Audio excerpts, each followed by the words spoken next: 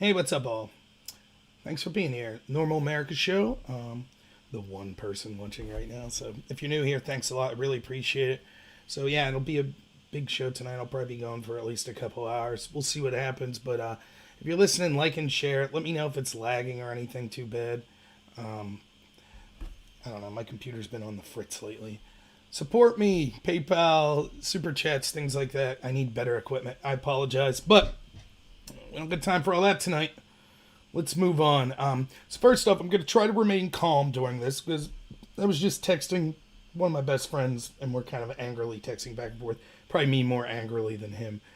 But yeah, let's get into what's going on. I'll kind of talk what my conversation with him was and then we'll talk about what's going on. So what's up, Modus? So yeah, if you watched the video I just did, check it out. It's 2 minutes, 20 seconds. Here's the deal. I've been telling you on this channel for years that the establishment, both on the right and the left, hate normal Americans. They don't care. Our politicians, by and large, don't care about us. They don't. They want to usher in an establishment globalism. I said corruption was the biggest thing we could fight because our voices don't matter. That's exactly true. The intel agencies, the corrupt oligarchs, all of this, they create a narrative to divide America, to destroy it. And that's what I've been telling you. That's exactly what we're seeing today. This is the biggest push I've seen for this. I don't know. Maybe it kind of gets you. There's Tom. There's my buddy I was arguing with. Tom, seriously, I'm not pissed or anything. You know how we are. Me and Tom are debaters. We could yell at each other. If you think me and him would have a heated debate over this, you should hear us yelling about baseball. But yeah, that's what I've been telling you, and that's exactly what we're seeing today. So again, by the way, I have plenty of friends that were Democrats. I know a lot of good left-wing people. I'm not talking about them. I'm talking about there are some bad left-wingers, and there's certainly a lot in positions of leadership, right? And there are establishment Republicans that are right there with them, like Marco Rubio blaming this on white supremacists. Here's what we see today. What I was talking about there is we see several things going on at once. We saw that the lockdowns, which I said were unwarranted, which I was correct. My stance on the lockdown was I'm not such a libertarian that I'm never going to sacrifice any rights. However, the government needs to prove to me that those sacrifices of rights, they need to give me the reason I need to sacrifice them, the threshold for when I must sacrifice them, the proof that sacrificing them will make the country better in some way that's meaningful. They didn't do that under COVID. But what COVID was about was destroying the middle class. That's what was going on. That's why I was so furious at Trump for going along with it.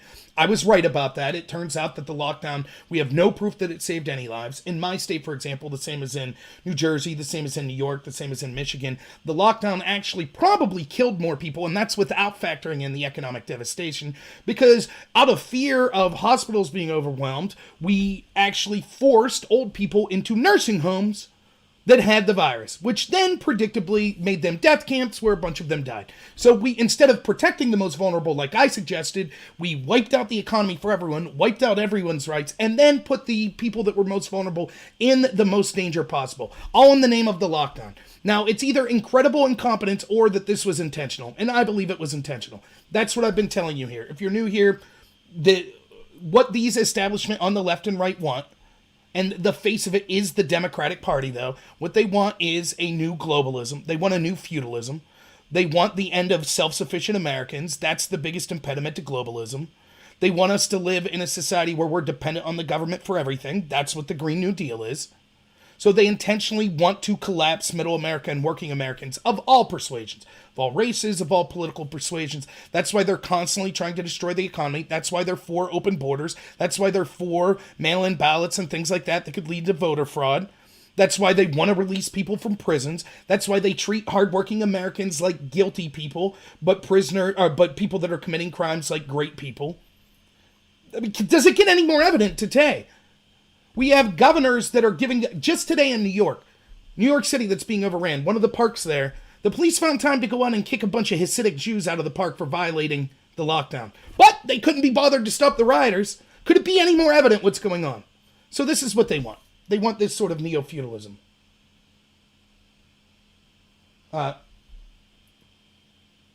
Why does being a libertarian mean anything? I'm confused. You sitting on the fence means nothing. I don't know what you mean about that. I mean, I'm not an anarchist. I believe in liberty. I believe in our constitutional rights, but I understand that there is a time when I have to sacrifice some. For example, I can't just say, hey, I'm a libertarian. I have the right to do what I want, so I'm going to drive 200 mile an hour. I'm willing to sacrifice some of those rights and say, okay, we've came to an agreement that that would be unsafe for the community, so I sacrifice some of my right to be able to drive how I want for the greater good in the community. I think that you would have to be basically an anarchist to disagree with that and say, no, there should be no laws ever. Every law is an infringement on rights. So that's, yeah, we are basically at phase 3. So that's what I believe. Now, let's get to what's going on here. Part of this is, not only do they want to destroy us economically, the working class, not only do they want to destroy your voice with the narrative, which I'll get to that in a minute, but they want you defenseless. So this is what the video I just did was about, and you can check it out. They're against the Second Amendment. They tell you shouldn't have the right to defend yourself. Guns are bad. We should get rid of all guns. The less extreme of them say, well, we should just get rid of ones that have big magazines. Maybe you could hold a gun that could have like 2 shots or 6 shots. A lot of good that'll do you when the left-wing terrorists come for you, right? But okay, so you can't defend yourself. But you can't have the police defend you either, because that's cruel. That's police brutality. So we see like the Democratic mayor of Minneapolis, Philadelphia, New York City, Washington, D.C., and all these places say, nope, sorry, your place of business, your home. Sorry, they're allowed to run them up. One of the mayors even said, we're not going to put police out there to protect property. I heard stories of people. There was, the first night in Minneapolis, there was a woman who was found dead. There were reports, people were reporting of women being shoved in cars and kidnapped. The woman that was found dead was found in a car. That was after the reports of women being kidnapped. Police were nowhere to be found. They couldn't be. They lost the city. Then the second night, they lost the city again. They knew the riot was going to happen. They lost it again. People got beat severely. People lost their businesses. Untold damage to people's livelihoods. People lost their homes. Cops said, no, we're not going to defend you. Or the mayor said, we're not going to defend you. No, we're pulling out. And then there are so many people on the left, again, not everyone, that say, oh, if the police, did you see they were shooting tear gas? Why would you shoot tear gas? They were shooting rubber bullets? Oh my God, that's terrible. They sit there. They put it in a situation where, and don't get me wrong, I've been criticizing some of the behavior of the cops. Infringements are infringements, even if they're in a difficult position. But this is what these people on the left do. They put them up, they say that, oh, they should be attacked, the police should be spit on, they should have Molotov cocktails, they should be shot at. And I think it was in Louisville. They're reporting, oh my God, it's terrible. One of these noble protesters were killed, which maybe this person was. I have no evidence they were a terrorist or a rioter. But why was he killed? Because the crowd he was in started shooting at the police, and the police shot back. What are they supposed to do? Just stand there? But that's what the left wants. Stand there, take the abuse, don't do anything, and you stand there and get attacked and run away if you don't like it. But as soon as you push back, oh, that's police brutality. So we see what the media saying. They're noble protests. Remember MSNBC standing in front of the city on fire? Mostly peaceful. It's mostly peaceful here. The cops are starting it. You can find article after article. Oh, it's always peaceful until the police are there. Okay. So you can't defend yourself. The police can't defend you. And then these Democratic mayors, they did this for a reason. For example, watch the riot yesterday in Philadelphia, my state. At one point early in the day, there was 11 police cars lined up in the middle of a street at a stoplight, just abandoned. Now, why would the police do that? Why would they leave 11 police cars just abandoned in the middle of a street where they knew there was about to be a protest, a riot? I wonder why. I wonder what they were doing. Because they're encouraging it. Here, get it out of your system. Go ahead. Or even worse yet, yes, this is what we want. And the fact that they didn't do anything, the intent was... Yeah, I hear you, Paul. Yeah, it's great to see you all, by the way. Sorry. The intent was they wanted to force Trump's hand. This is what they've always... It's just like, watch these protesters. You could see in a microcosm what the greater strategy is. Like, I was just watching one of the National Guard members, a black gentleman with a mask on, standing like this, with just some mask and glasses. And did you ever see those old, like, the joke with the, I don't even know what you call them, but the British guards that stand there with the big hat and they have to be all stoic? This National Guardsman's like that, and this guy's just in his face like, you can't do anything, you little B. Well, why don't you unload that clip? You're a little B, N-word, blah, blah, blah. What's up, Paul? Thanks. No, I didn't get, it's going to be 2 months until I get a new desktop is what I'm going to get. But, that's what they're doing to this guy. That's what they constantly do.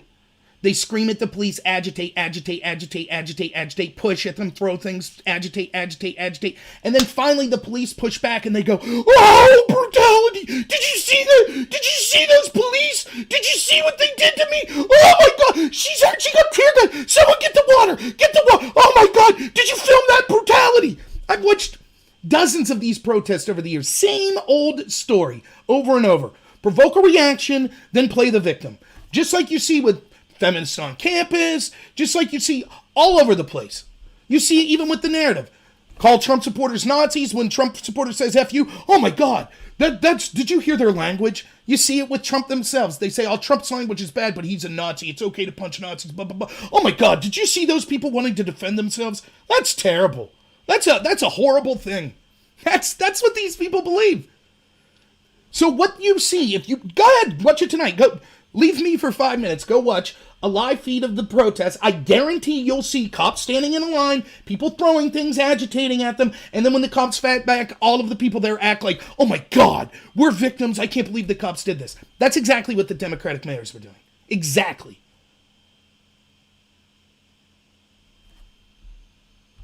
It's the exact same thing. They said, we want Trump to come out looking like a dictator. That's what we want. So we'll make a situation where we're like, nah, we don't want the National Guard help. Nah, we're just going to leave our cities get overran. Sorry. Because then they knew Trump's base is going to be like, what the heck, Trump? You got to step up and do something. They knew it. They knew it was inevitable. They'd have held out for months. They'd said, yeah, keep overrunning cities. Because they wanted that talking point. That's what they wanted. As soon as Trump's like, okay, well then I'm going to do something. National Guard, and if you don't accept it, I'm sending the military. Oh, what a tyrant. Oh my goodness. Can you believe it? This is tyranny. We knew it. Trump's a dictator. I mean, they tried it with everything else. Obama, again, they accuse you of what they are all the time. I mean, we had the Obama administration illegally spying. Isn't it funny how all the left-wing people were concerned about abuses from law enforcement? Didn't have a problem with the FBI illegally spying on Trump. No problem at all. Didn't have a problem with setting Flynn up. No problem at all. I sat here telling you the biggest scandal in the history of our country. No one on the left cared. Well, I can't say no one. Most people on the left didn't care. Who cares? But as soon as, I don't know, we want to use law enforcement or the federal government to fight terrorism, no, that's over the line. That's over the line. You can't do that. It's ridiculous. Yes, I'm concerned about civil liberties being overran. Of course I am. But they put you in that position. It's like you're a pacifist, right? And someone just keeps slapping you in the face, slapping you in the face, slapping you in the face. Eventually, you might have to slap back. And you're furious at yourself for having to do it. You said, I took a vow. I don't want to use violence. But what are you going to do? Just get slapped the rest of your life? So yes, I can tell you as someone concerned with civil liberties, I am concerned that it might go too far. I am. But I don't see what choice Trump had at this point. I wish he'd have came out days earlier and gave the speech he gave today. What are we going to do? What's the solution? The people that are criticizing Trump right now over this, it's mind-blowing. So you don't criticize we have Democratic governors that are like, no, I don't want the National Guard. I just want my state overran.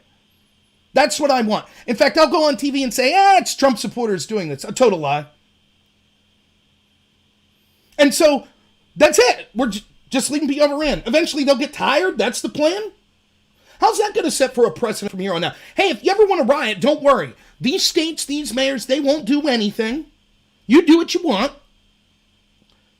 And this is what me and my friend Tom were arguing about. So I don't know if you're still listening, Tom. Here's another idea. So Tom's point is this, and this is a fair point, and I'll get more into the riots here in a second, but Tom's point is, how can I be someone that was against the tyranny of locking down over COVID, but okay with Trump doing this? One, Trump's not suspending everyone's rights.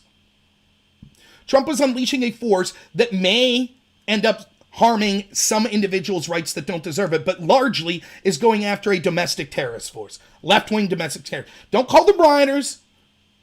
They're left-wing domestic terrorists. That's what they are. Oh, okay, Tom. Well, once Tom's gone, what good's me even... No, I'm just kidding. Tom's the man. He helped me run my campaign. He's a Democrat. We disagree on a lot, but I think we're both moral people that both want the best for the country, and we're just having different concerns about this. But with COVID, what I said was they had to outline why it was necessary. With here, it's obvious. Cities are burning down as we speak. Democratic mayors and governors some of them are not only allowing it to happen, but they're actually praising the rioters. I just saw on Tucker's show, Lafayette somewhere, the government of it came out and said, yes, rioting's good. Rioting's a form of peaceful protest. What are we supposed to do? The same people, and by the way, the same people on the left that said, oh man, you have to suspend your Bill of Rights protections over this virus, which they couldn't prove anything. The data was all garbage. They lied. Now those same people are being like, oh, our rights, we can never give up our rights. Oh, the lockdown needs to stay in place. You still can't go to your job. You can't go to your job. Oh, you want to go to church? No, you're a murderer that wants to kill people if you want to go to church. But if you're a peaceful liberator of these cities, setting freedom fires, and you're liberating televisions from Target, and you're trying to burn down houses with children in it, and then you're attacking the firefighters, because those children were probably Nazis, let's be honest, right? That's what happened in Richmond, by the way. Yeah, they tried to burn down a house with kids in it, at least a kid. And then, when the firefighters tried to show up to save the kids, they used vehicles to block the firefighter. But I guess that it would have been police brutality to try to move them out of the way. And these Nazi kids probably deserve to die. So thank you, you peaceful liberators of Richmond. Thank you so much for that. Yes, that's great. We don't want, God forbid, can you imagine if there was a National Guardsman standing around smoking a cigarette? My friend Tom would have been like, and that guardsman would have went and been like, oh my God, a kid in a burning building on fire. I got to get through these violent Antifa. And Tom would have been like, hey, stop right there. That's a violation of rights, sir. You can't go in there. Leave those children burn to death. Yep, sounds about right. Of course, I'm being hyperbolic, Tom. I know that's not the same as Trump ordering them in. But that's the insanity of it. So we just have to let it happen. Just let it happen. There was a guy in Omaha, right, who is holding a gun, trying to defend his shop. Then he gets attacked.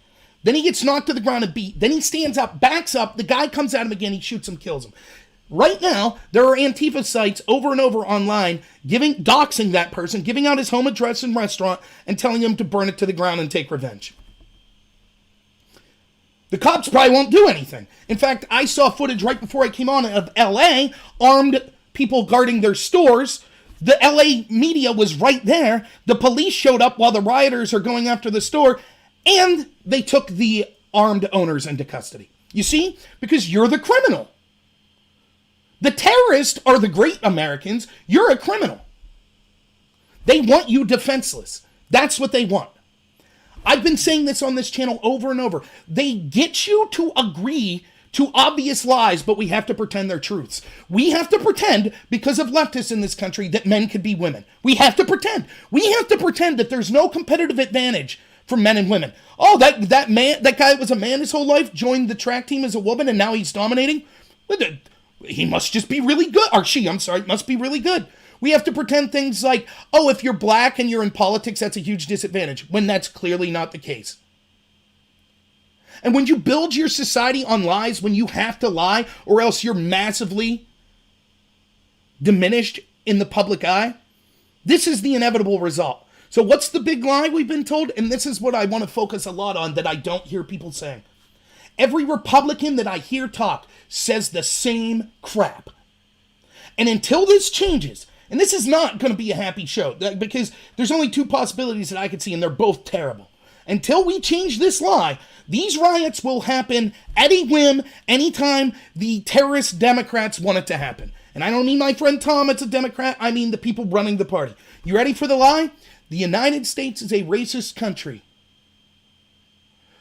The police are all racist. They are hunting and killing unarmed black men. Watch Tucker's 30-minute monologue today. It's spectacular. He says it right there. Nikki Haley came out and said, yes, we know it's a racist country. All these Republicans, before I give my speech on condemning the riots, let me just say that, yes, we know there's systemic racism in our police forces.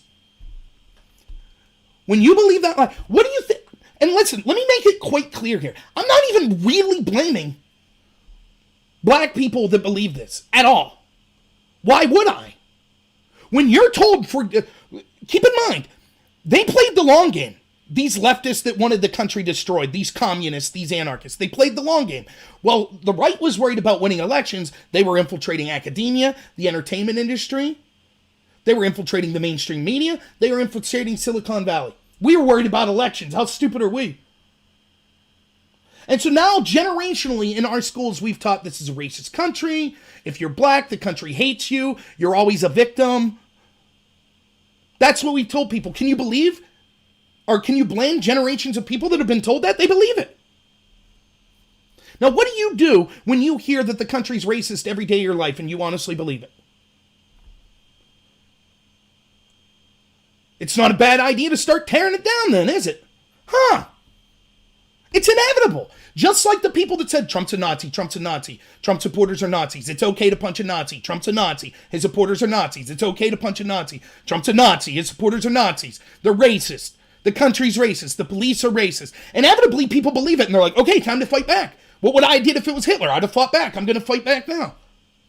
That's what's going on. It will never change. Ever. It will never change.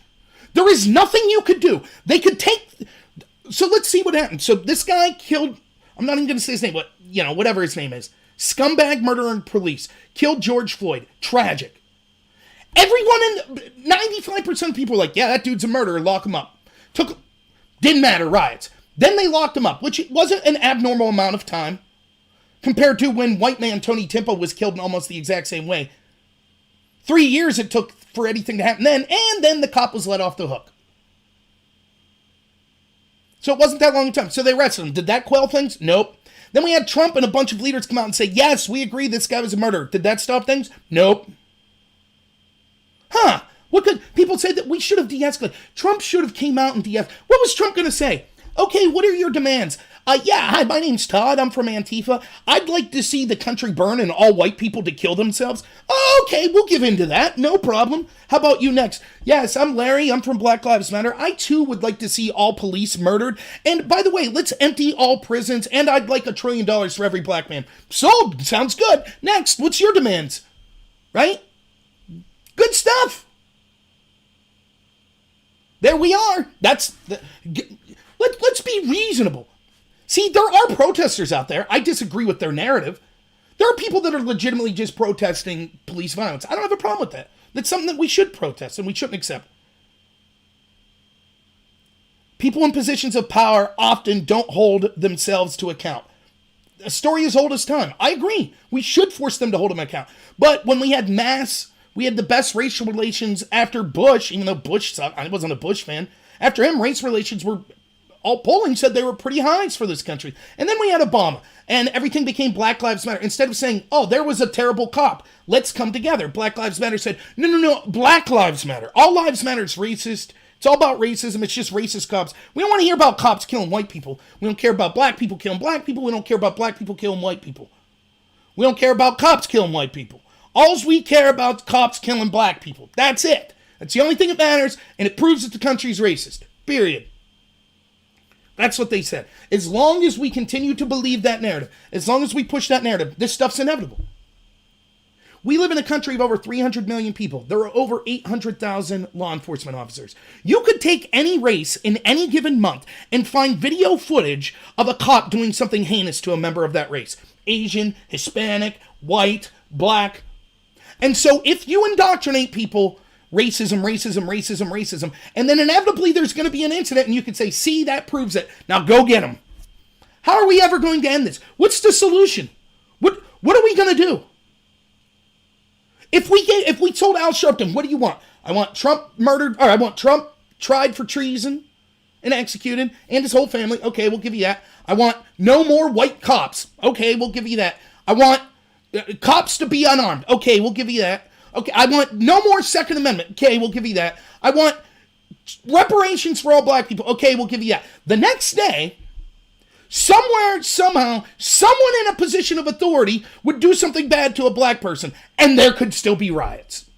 That would still be proof, because it's based on a lie. Now, I'm not saying this because I don't care about black people being abused. To the contrary, and I'll make this point later, I actually care about the black community.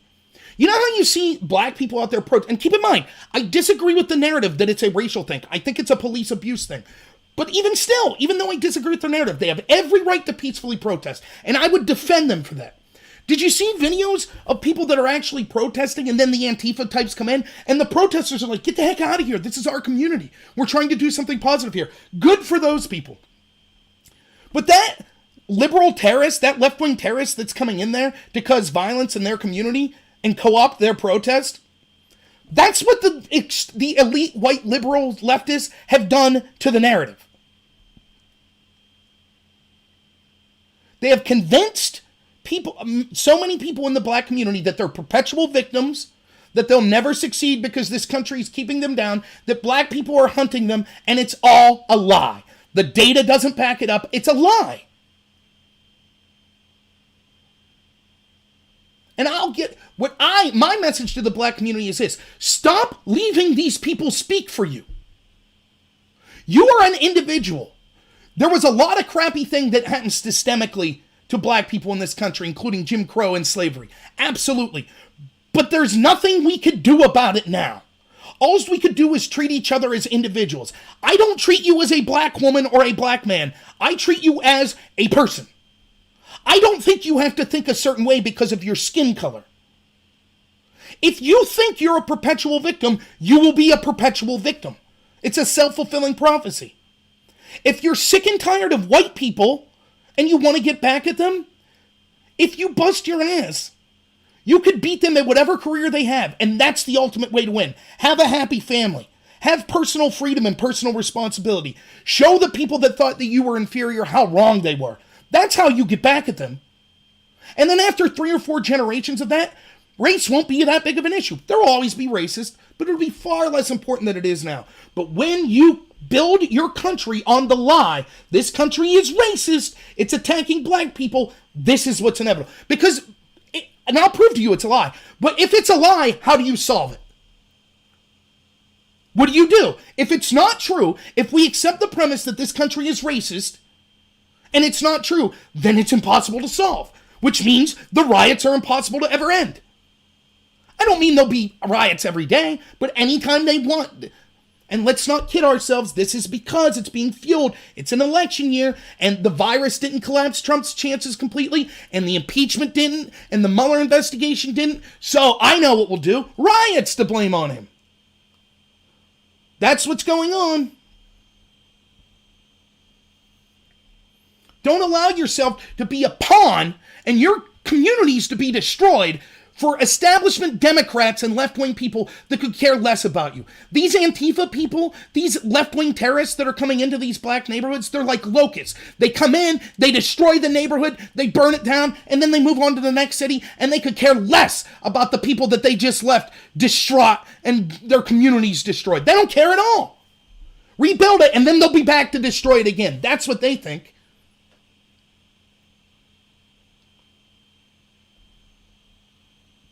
So that's my take on. So how do we prove that this is a lie? First, I could prove that it's selectively pushed. Look up Daniel Shaver. Go check out my video the other day from Tony Timpa.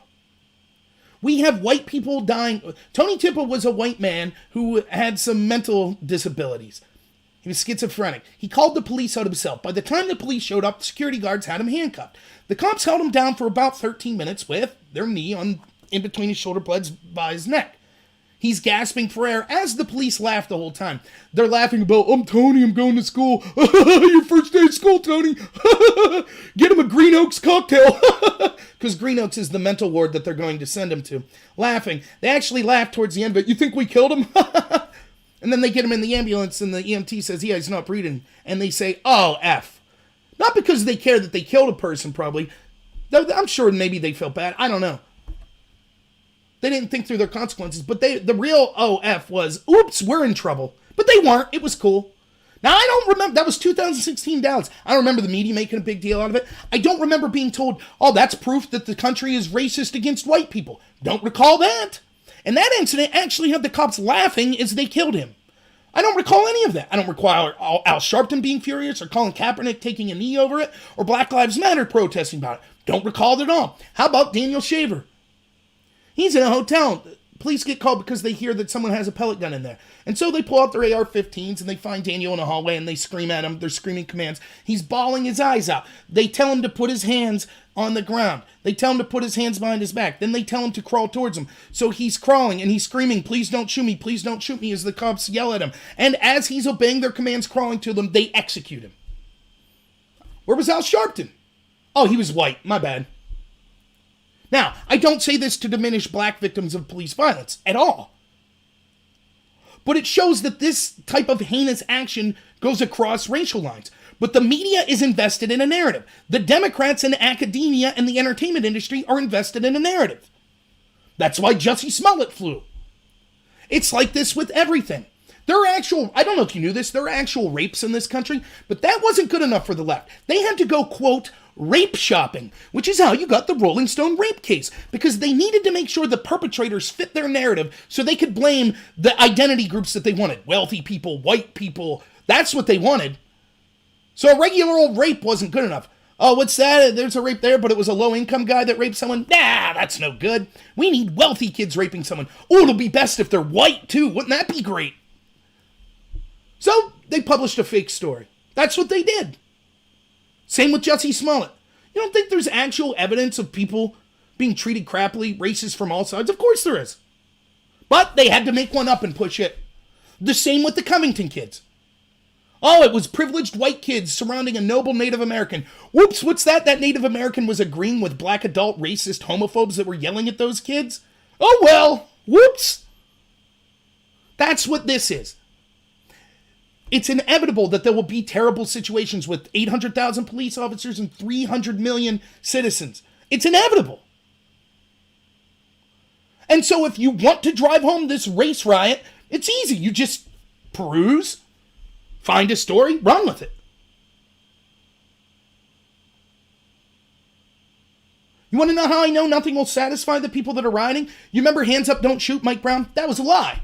That never happened. That was Officer Darren Wilson, who had a justifiable shoot, backed up by witnesses, backed up by the DNA evidence, backed up by the rest of the forensic evidence. They wanted his head on a platter. Should we have gave it to them? Should we have de-escalated by throwing him to the mob? Would that have been okay? But we had to go through riots. Why? Based on a lie. And you ever notice, very rarely do they take a case that's obvious. It's always like Trayvon Martin or Michael Brown. I saw a case once of a black man running from the cop. Cop shot him like 6 times. Clearest case I've ever, other than Daniel Shaver. The clearest case I've ever seen of a police murder. Murdered the dude. Then he planted a gun beside him. It's crazy. I saw the video. There weren't really riots or protests or anything over that because everyone was like, yeah, that's heinous. Throw him in jail. So we can see that these stories are selectively pushed. I don't think I have to push that anymore for you, right?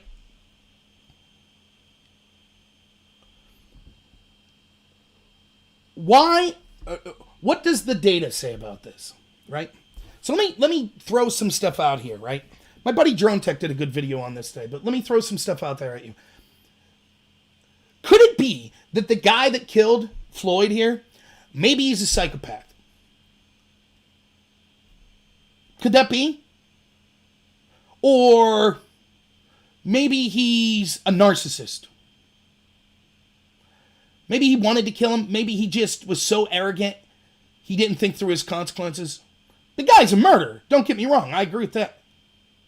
Is it let me just throw this out there. This is going to blow your mind. Is it possible that he murdered George Floyd and it wasn't for racial reason? Is that even possible?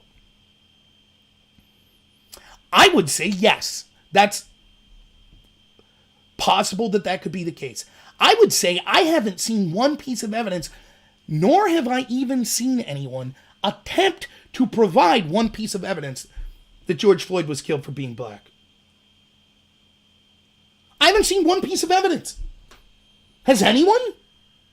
It's just asserted. Just like it's asserted this is a racist country. What's your proof? It just is. It's racist.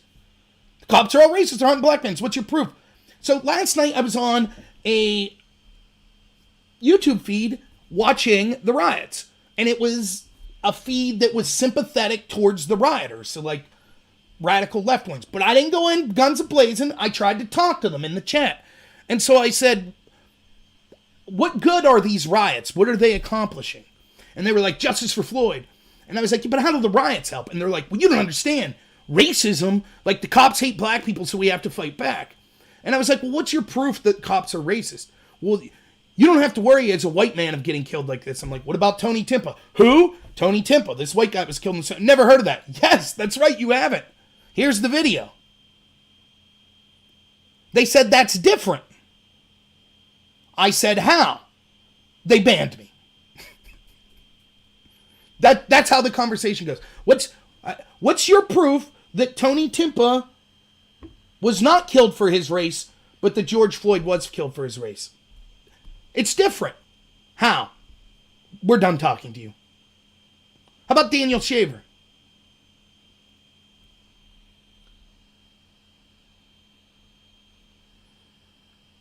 Let's look at it this way. What the left does, and they're great at manipulating statistics, these people that do this. So what these racial grievance professionals will do is they look at raw data numbers, and then instead of looking at possible explanations for why numbers are the way they are, they just draw conclusions based on the number. It would be like you look at me and you see I'm a fat guy, right? And you came to this conclusion. You're like, yeah, that's proof that drinking Coca-Cola makes you fat. And I'm like, wait, what? I don't drink Coke. Like, what are you talking about? I'm a Pepsi man. Nah, you're fat, right? Yeah, I'm fat. Okay, then Coke makes you fat. But you don't have any evidence I drink Coke. Dude, are you fat? Yeah. Okay, then Coke makes you fat. Did a black guy get murdered by the police? Yeah. Okay, then it's racism. What are you talking about? You haven't proven anything. You just made an assertion. And so they look at the numbers. Did you know? And I don't have the numbers in front of me. Check out my friend Drone Tech's video. But I've argued this so many times, I kind of have the gist of it in my head. So they'll say, oh, proportionately, black men are like two times more likely to be killed by the police than white people. And it's like, okay, well, what does that prove? First off, let's start with unarmed, because that was the Black Lives Matter. Unarmed people shot by the police. Black people are more likely to be shot unarmed by the police. It turns out that a study by a black man in Harvard, a professor, in 2016 proved that that's not the case. At least that's what his study showed. And he said it was the most shocking finding of his career because he set out to prove the narrative of Black Lives Matter. Actually, by a very slight margin that was within the margin of error, unarmed white people are more likely to be shot by the police. Now, the raw numbers on people shot by the police, whether armed, unarmed, or killed by the police, are white people are killed more often. But they say, yes, but that's because there's more white people. So let's look at who's more likely, like per capita. Okay, well, unarmed, still white people.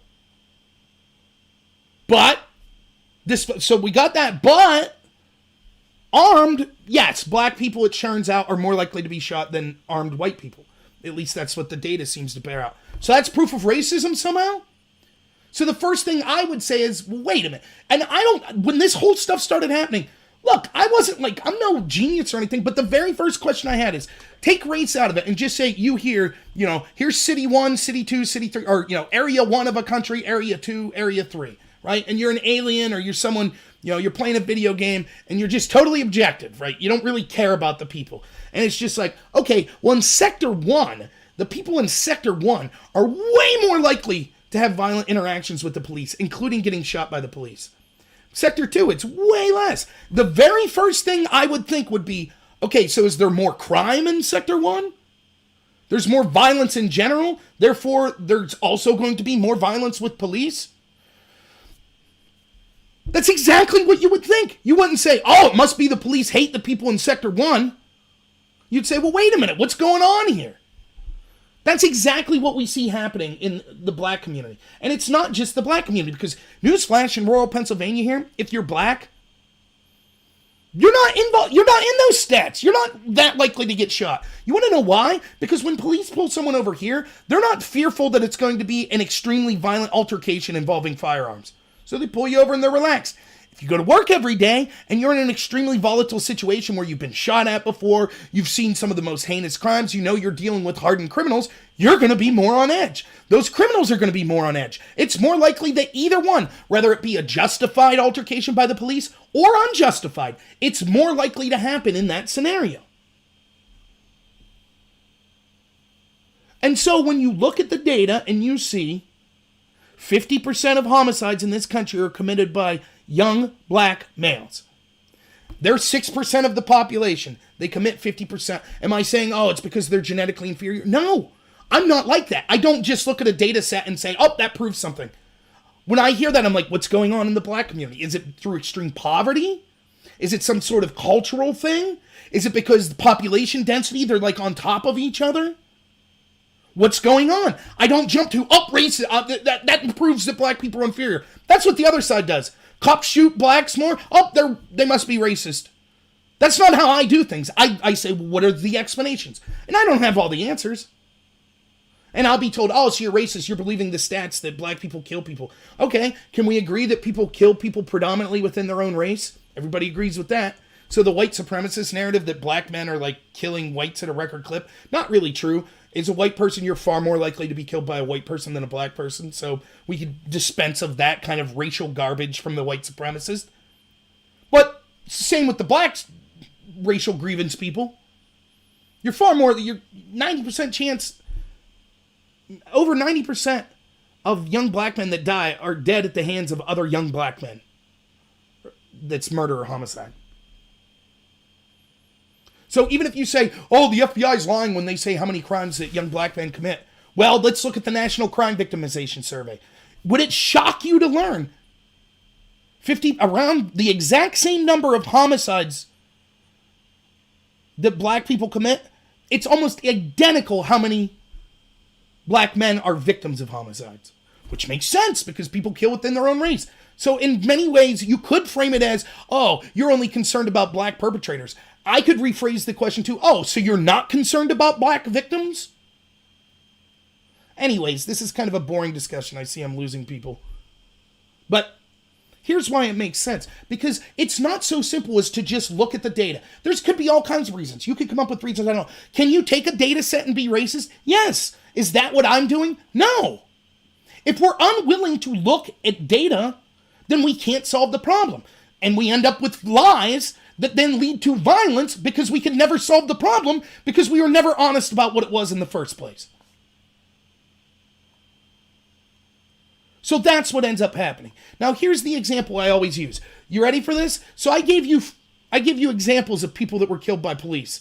I said Trayvon Martin, Michael Brown, Tony Timpa, Daniel Shaver, George Floyd.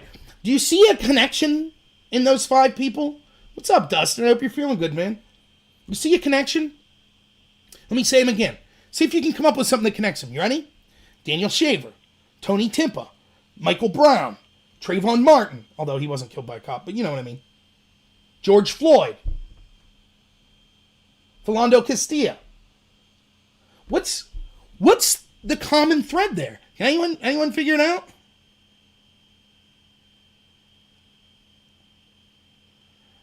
You ready? This is going to blow your mind. They're men. Wait, what? Yeah, guys, wait a minute. It turns out way over 80% of people killed by police are men. Wait, what? And men make up about 50% of the population? No, Tony Timpa and Daniel Shaver were not thugs, Modus. So wait a minute.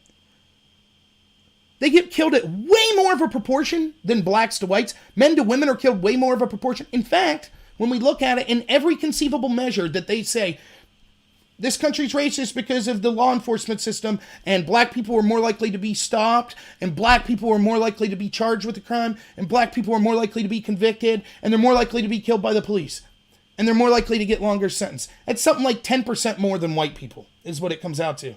But you know what? Men are like 30% more likely to get pulled over, 30% more likely to get charged, 30% more likely to be more than 30% to be shot. All of those statistics that they say black to white, if we look at this black compared to white and the difference there, it's way worse from men to women. And so if we could just look at the raw numbers and say this proves this country's racist and the police are racist, I think we could definitively prove more than this country is racist, more than the police are racist, this country and police are sexist, and it hates men. So women need to shut up, right? We need to riot for men. That's what we need, right? Men lives matter, right? You've seen these protests? Now tell someone that. One of these racial, and you know what they'll say? Well, black men still have it worse. Okay, so then black men, then white men, then black women, then white women. So black women need to shut up. It's not Black Lives Matter because that takes the first and third group. Black men and black women. What about white men? They're more aggrieved than black women. So how about men lives matter? Or if you really don't want to include white people, which I'm sure they don't, how about black men's lives matter? I wonder why that's not what's going on, huh? Well, could it be because the cultural Marxist, they came to this agreement called called intersectionality, and they realized that, like, if you have one group stand up and say, I'm black, and I'm the biggot victim, and then the next group stand up and say, I'm a woman, I'm the biggest victim, and then the next group stand up and say, I'm gay, I'm the biggest victim, and then the next says, yeah, but I'm fat, I'm the biggest victim. And then the next says, yeah, but I'm transgender, I'm the biggest victim. How do you don't want them all fighting with each other, so you say, no, you're all victims, and it's these evil people over here. It's the white people, it's men, it's straight people, it's Christians, it's healthy people, it's wealthy people. They're the oppressors, and you're oppressed. That's what they do. And I talk about this all the time, and people get bored with it. That's why we're having riots right now. You understand that? Because of cultural Marxism. That's what's going on right now. And so, what we see happen is, these groups all identify together, and they ignore any of it. Like, for example, Islam, oppressed in this country. Homosexuals, oppressed in this country.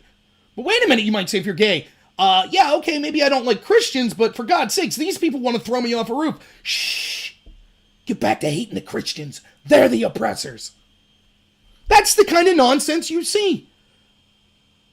Anyways, I'm getting off track here. Here's the deal. So then I have just as much evidence that George Floyd was killed for being a man. In fact, statistically, there's more evidence. Because men are far more likely to get killed. Therefore, it must mean that cops are sexist against men. So I'm going to say George Floyd was killed for being a man and not for being black. Prove me wrong.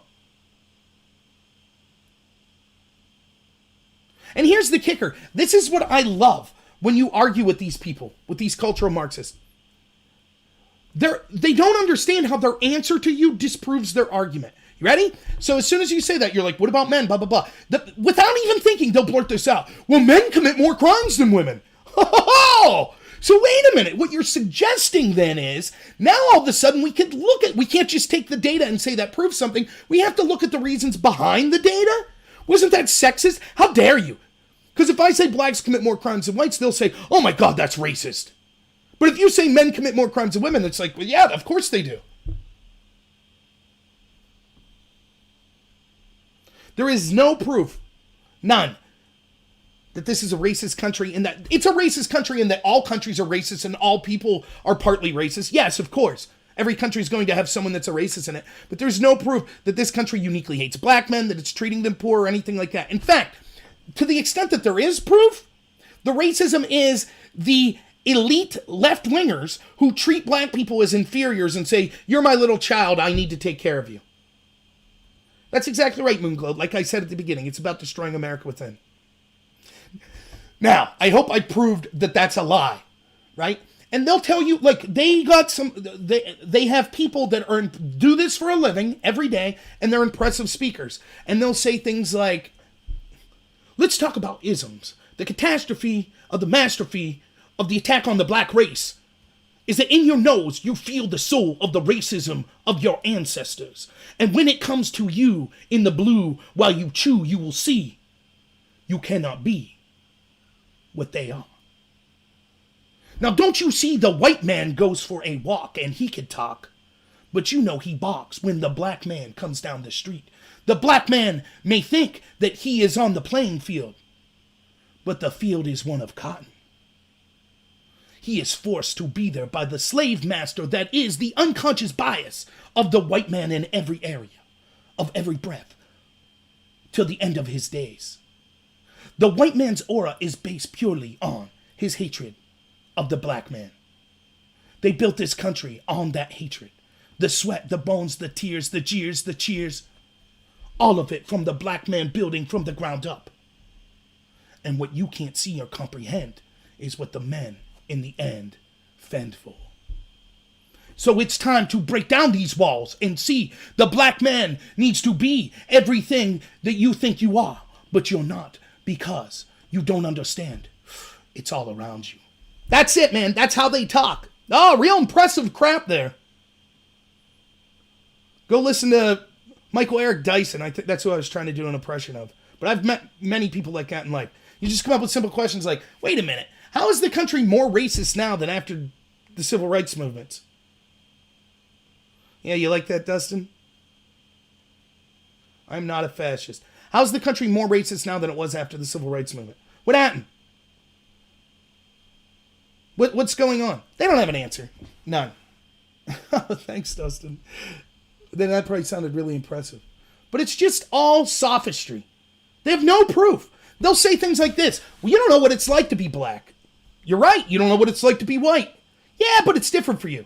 Okay, yeah, it's different for you. Yeah, but look, we just don't know the country's racist. If I walk into a store, I get looks. Maybe because you're looking weird at people. What the hell is that supposed to mean?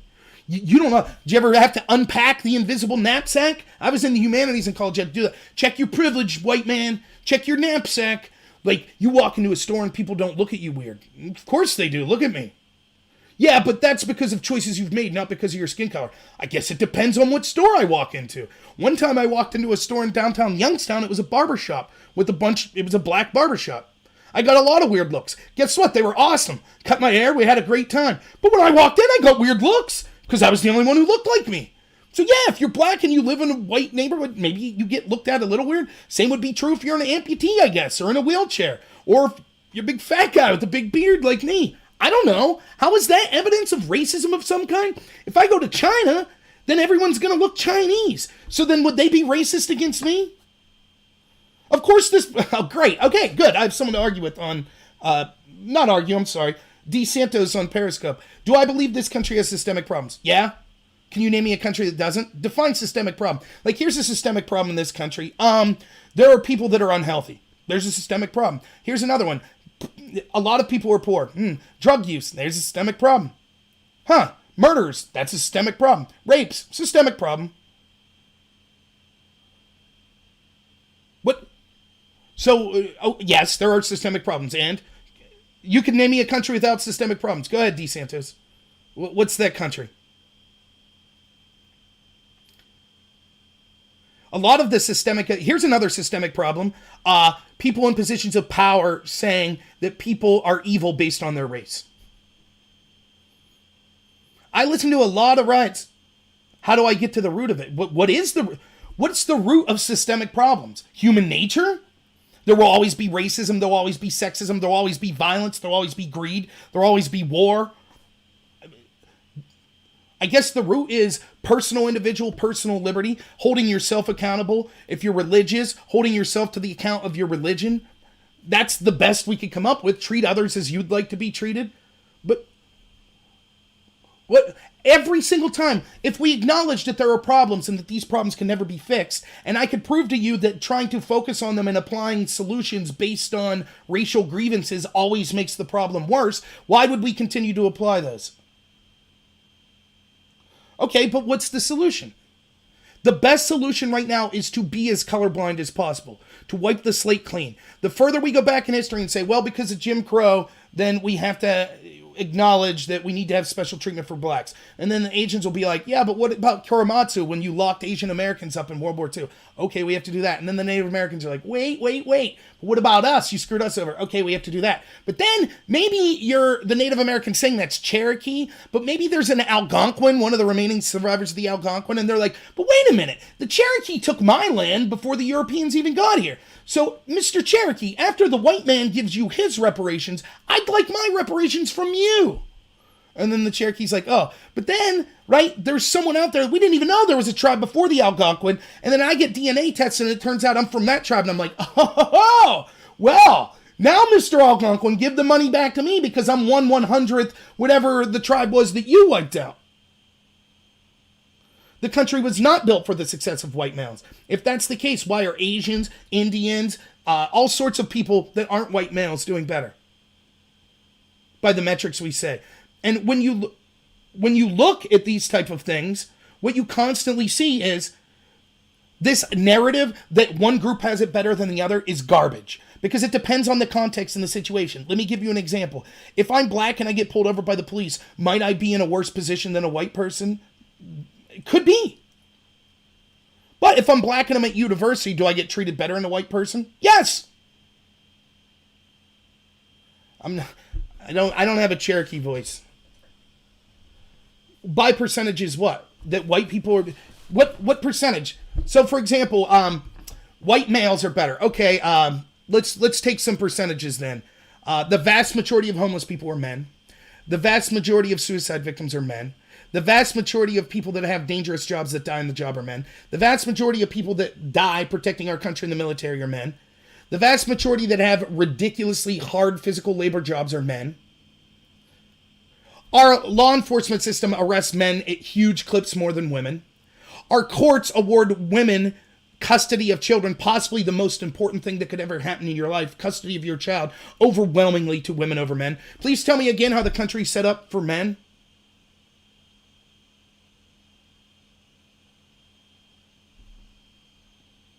Oh, well, no, not those stats. Here's the stat I want to use. What about CEOs of Fortune 500 companies? Okay, why use that? Why look at the top people and say, well, the top people are all men, so that proves. Also, the most poor in this country are also men. Overwhelmingly homeless population is men. So why can we look at the top? When it comes to white people, we look at the top. Or when it comes to men, we look at the top and say, there, see? Right. So, I mean, I don't see it. But anyways, I'll move on from this subject. So, anyways, the point is this. So, I've talked about this enough. But here's the point. Until we address that false claim that this country is racist, that this country's cops are killing unarmed black men, until we address it, this will happen over and over again. So I'm saying because men do things that this country wasn't set up for men. What does that mean, set up for men? In what way?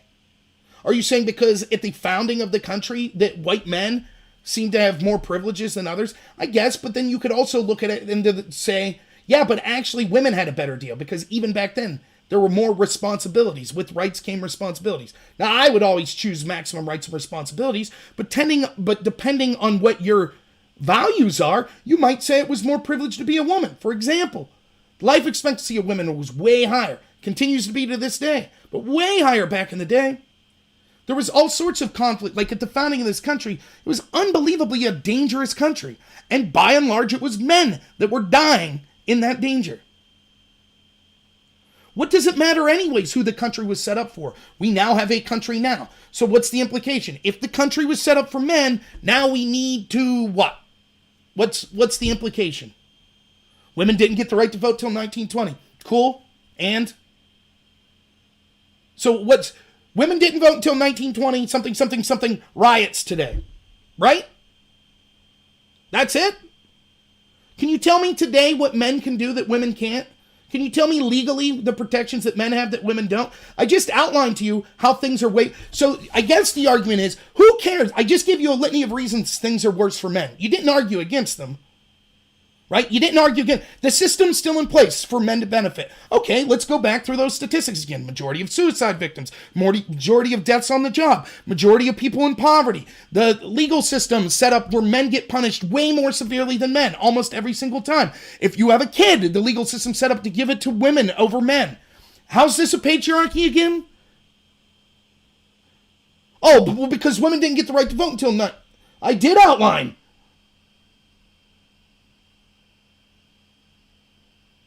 You just want to say, well, I'm sure it is hard to type as fast as I speak. I speak pretty fast. Which one of those facts was I wrong about? And that's exactly right, Kevin Rouse. They lie. They want rid of capitalism. Let's go to a feminist course. Look, you can get majors. This country's so racist against black people, so sexist against women, that you can go to our universities, right? And you can get majors in the evil of whiteness and the evil of men. Go ahead and start a university and try to have a course on the evils of blackness. Go ahead, see what happens to you. But it's all racism. It's all racism. These are the lies that we have to push. I'm glad you're here, DeSantos, because you can see. And this brings me to point number 2. So outcome number 1 is we never deal with this lie. We continue to pretend that this is a racist country, and there will never be anything that will solve it. Nothing. We could give reparations. We could make sure that white people are never allowed to have a political office again. None of it would matter. You see it. I just outlined a bunch of stuff right here, and this person's response was, yeah, but women didn't get to vote until 1920. So it's like, okay, if we made every politician in this country a woman and every CEO a woman, this person would still be saying, yeah, but women didn't get to vote until 1920. There's nothing that will ever solve it. Ever. Ever. So anytime, if you believe that, speech communication is my degree. If you believe that, master's degree in speech communication, then nothing we could do will ever solve it, which means, inevitably, when a situation comes up, they'll say, okay, that proves sexism again. Same with racism. You can't solve it. Slavery happened. Okay, so then I'll say, but blah, blah, blah, blah, blah, blah, blah, blah, and they're like, slavery. Okay, but what if we do this, this, this, this, and this? Slavery. Okay, but what if we blah, blah, blah, blah, blah? Slavery. You'll never solve it. Never. There's nothing we could do. Women didn't get to vote until 1920. Giving women trillions of dollars right now would still mean women didn't get to vote until 1920. So if your criteria is, I refuse to look at actual data that shows in many ways men have it worse than women, which, by the way, that's not my contention. My contention is based on what metric you're looking at any given time. Sometimes men have it better, sometimes women. Sometimes white, sometimes black. Sometimes straight, sometimes gay. Sometimes atheist, sometimes Christian. It depends on where you're at. Go to Hollywood and try to be a Christian and see what happens. Go ahead. Well, so there, it's not so great. But go to the Deep South and try to be an atheist. Probably not so great. So it's all dependent on these factors. And people that want to break it down into something simple, nope, it's men. Nope, it's racism. White people. That's never the answer. And it just leads to these divisions. And these people know it. They damn well know it. And like you said, Kevin, they want to burn it all down. That's what they want. Go to a feminist class. They'll tell you. All of the institutions of this country are sexist. We need to tear them down and start over. That's literally what they say. They believe it. You listen to these rioters, the Antifa types.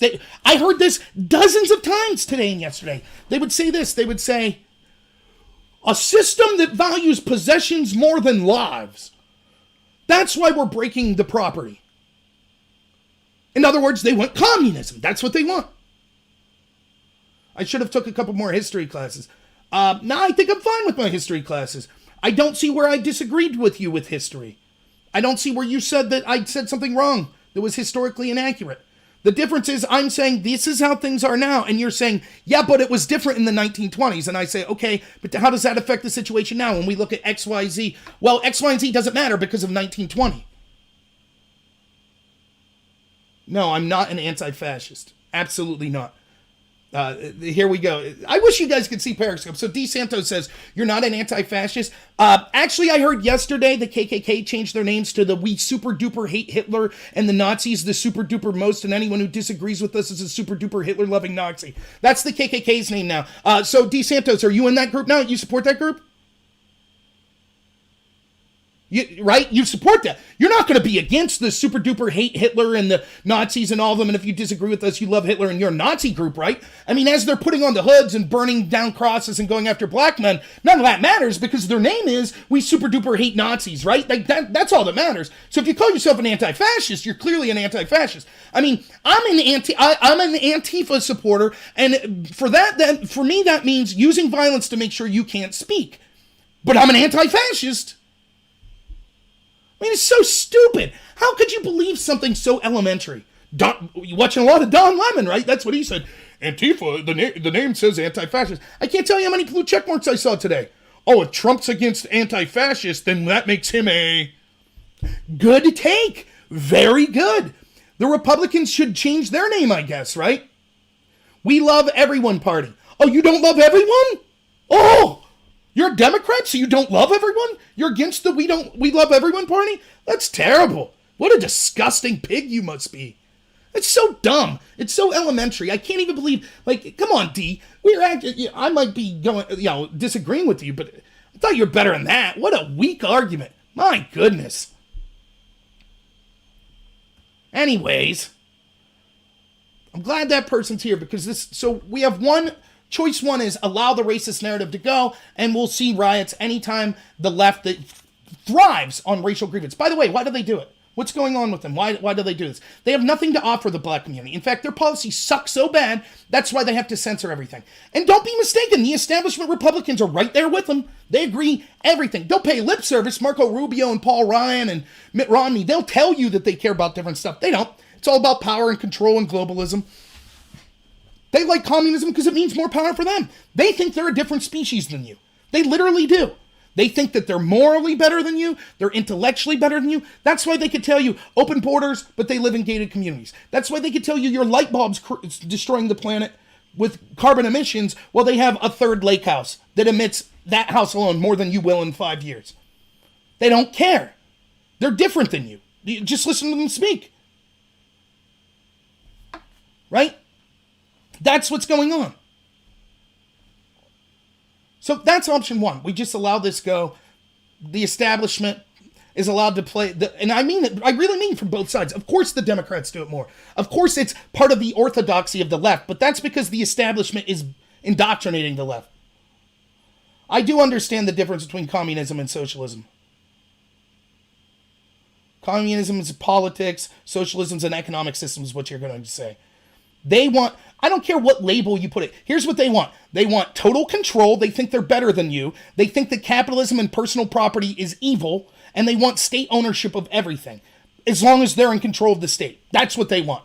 You go ahead and call it whatever you want. I've played the no true Scotsman communism fallacy a billion times. Anytime I'll point to a socialist country and say it failed, you'll say that wasn't real socialism. And then I'll point to another and you'll say, that's not real socialism. And I'll say, then show me a socialist country. And you'll be like, well, Scandinavia. And I'll be like, actually, here's a bunch of evidence from the countries in Scandinavia saying, no, we're not socialist. We have free markets. We just have social safety nets. And you'll say, yeah, but that's what I mean by socialism. It's like a democratic socialism. And I'll say, that's not what that is. If it wasn't for liberals, this country would still be in Britain. Yeah, liberals are great. Liberals are for things like free speech. They're for individual rights. Totally agree. I'm socially liberal on most issues. I'm for gay rights. As for the emancipation of slaves, I'm for, yeah. So yeah, I agree with you. Liberals are good. Leftists, not so much. That's, and you tell me that I don't know my labels. That's what they want. Anyways, so we could give in to them. We could give in to what they're saying and go with the lie that this is a racist country. And anytime they want, inflame riots. Here's the other option. We start fighting back and we're like, no, we're not going to accept this. We're not going to just, every time, we're not going to have right-wing people stand up and say, well, I know this is a racist country, but please stop rioting. The riots are bad. I know it's racism, though. I know there's systemic racism. If we do that, that's the better way for the country. But I'm here to tell you right now that it will be massively painful. Massively. And here's why. Because people like DeSantos here and millions of others have been told their whole life, this country's racist, this country's racist, this country's racist, this country's racist. They've built their identity around it. They believe it with all of their heart. They have no proof, but they believe it with all of their heart. Absolutely believe it. And so when you take that core, when they find out that the core belief that made up who they are is a lie, they are going to fight back. They have to. It's who they are. Everything that DeSantos is, and I'm being hyperbolic because I don't know this for sure, but everything he's exhibiting right now is a lie. He can't even process it. Here's a bunch of facts about men and women today. Yeah, but women couldn't vote until 1920. What does that have to do with the position of men and women today? Yeah, but women couldn't vote until 19... That's all he has. That's all he could say. That's literally it. Yeah, but it used to be worse. Okay, and even then, even if he could argue that it's worse now, it's like, well, then what's the best way going forward? To continue to focus on atrocities of the past? How does that solve anything?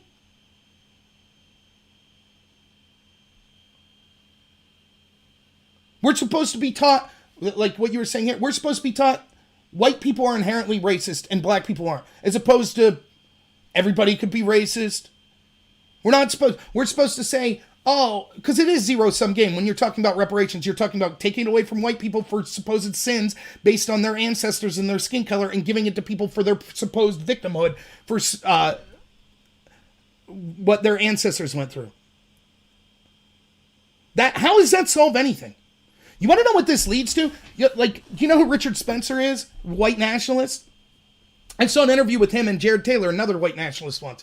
And they said the best thing that ever happened to their movement was Black Lives Matter. And I've seen Black Panthers say the same thing. The KKK is the best thing for us. The KKK comes to town, whoop, our numbers go through the roof. Our relevancy goes through the roof. That's who wins. When you play the race politics grievance game, the only people that win are, one, the people that are getting you to play it because they're laughing that you're divided and you're allowing them to be corrupt and control you. And second, it's the extremist racist. They both win. That's what goes on. But it's going to be bad. And I've said this about Antifa. I've said it over and over. Like, here's some things I said in the past that most people didn't want to listen to. Antifa's strength isn't in their numbers, or it isn't even into, like, what exactly their violence or what they're capable of at the moment. That wasn't their strength. Their strength was that they were given cover by people in power. That people at high levels of academia praised Antifa. That politicians praised Antifa. That media people like Don Lemon praised Antifa. That you had mayors like in Wheeler in Portland praised Antifa and let them do what they want. That police all around the country would leave Antifa do whatever they want. That was their power. You can't be an insurgency when the establishment supports you. So all these Antifa kids that think that they're counterculture and they're doing something really hip and cool and they're fighting the man, they are the man. That's what's happening.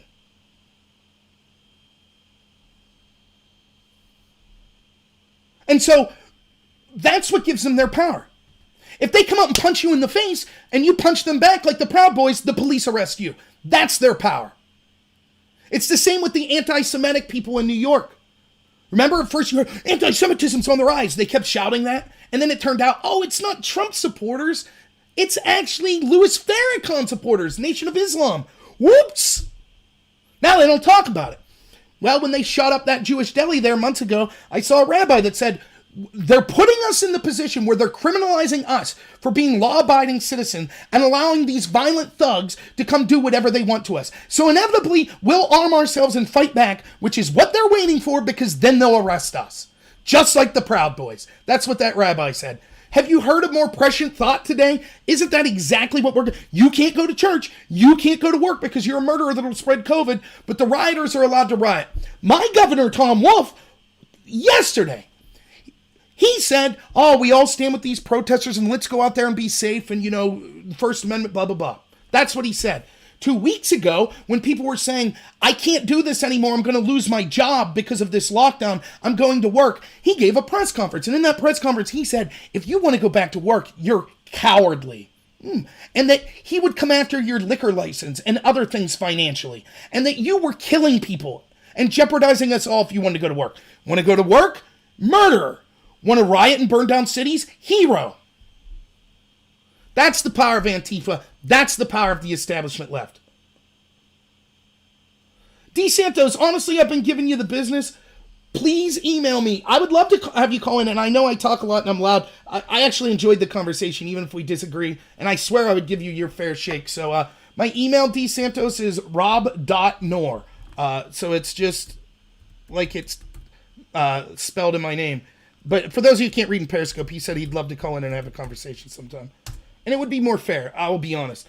I'll still win, but no, I'm just messing with you. But go ahead and call in anytime. Thanks for being here, DeSantos. I appreciate even people that disagree. So, right. Well, the COVID talk didn't completely disappear. I saw one of the mayors that was like, yes, capitalism's worth saving if we have these problems because it's the best system ever developed. Period. It has a ton of problems. We should work on improving it. Socialism's infinitely worse. So, yeah, I guess we deal with capitalism until something better comes along. Give me your email. Do you want to type your email on here for people to see? I mean, if you're comfortable with it, I'll write it down and I'll email you tomorrow. Go ahead. Let me. Oh, boy.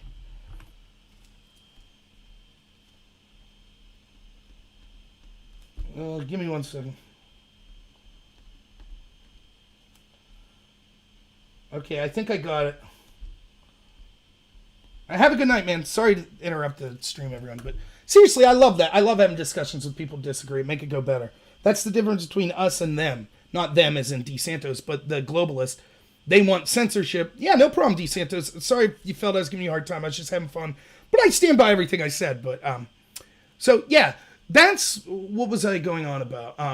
The idea that we see they're criminalizing people. That's the power of Antifa. And I've said this for years. So Antifa doesn't have, you don't have to use violence if you have political power. Antifa has political power.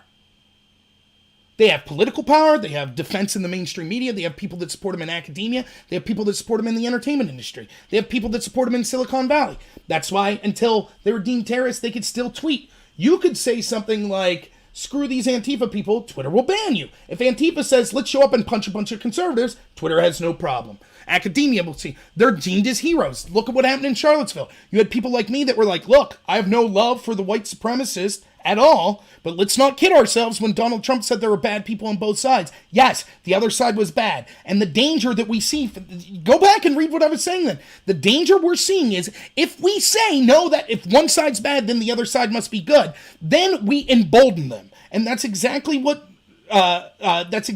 we see. Right, the white people that run those organizations run Antifa. That's right. I agree 100%. That's what's going on. Or they're at least ideologically aligned and support them many times financially. Imagine, you remember we saw all these professors coming out of the woodwork. We saw Don Lemon and stuff. Just imagine professors coming out and being like, yeah, actually, I support the neo-Nazis. Sure, I think the neo-Nazis are a great thing. They're doing a great thing. Imagine that. But we have hundreds of professors do that. Imagine a mainstream, someone on Fox News come out and be like, yeah, the KKK, I get it. I get that they don't always do the best things, but they're really trying to fight oppression at heart. Imagine that. We had Steve Scalise say, I don't see what's wrong with the word white nationalism, or not Steve Scalise, Steve King, was that his name? He said, I don't see what the problem with the word white nationalist is, and he was basically drummed out of the Republican Party. And I have criticisms of the Republican Party as well, don't get me wrong. If and when, it's the same with what I just said, we're in for a lot of pain if we try to end this narrative that the country's racist. If and when we actually crack down on Antifa, that's when you're going to see the real violence. When they lose political clout, the only tool they'll have left is violence. And that's when you'll see the violence. See, the right-wing terrorists that we hear all the time about, that the FBI says is the real threat to this country, that I've been saying for years is like, not even close. Not even close. When they do engage in violence, it's because no one takes them seriously. Go ahead, go to somewhere where there's a public gathering of KKK people. I almost guarantee that there will be a crowd 10 times bigger that's there to jeer them. No one takes them serious. No one. That doesn't mean they can't have heinous people that would do bad things, but they have no power, no systemic power at all. None.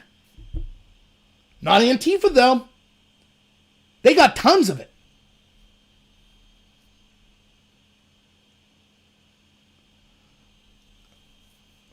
I'm for legalizing marijuana. I'm pro-freedom. That's why I said I'm in the traditional sense liberal on social issues. That's true.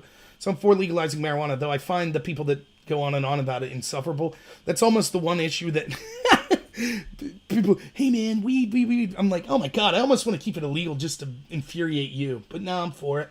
What do I think about China and Russia invading? Well, look, Russia is nowhere near as big of a deal as China.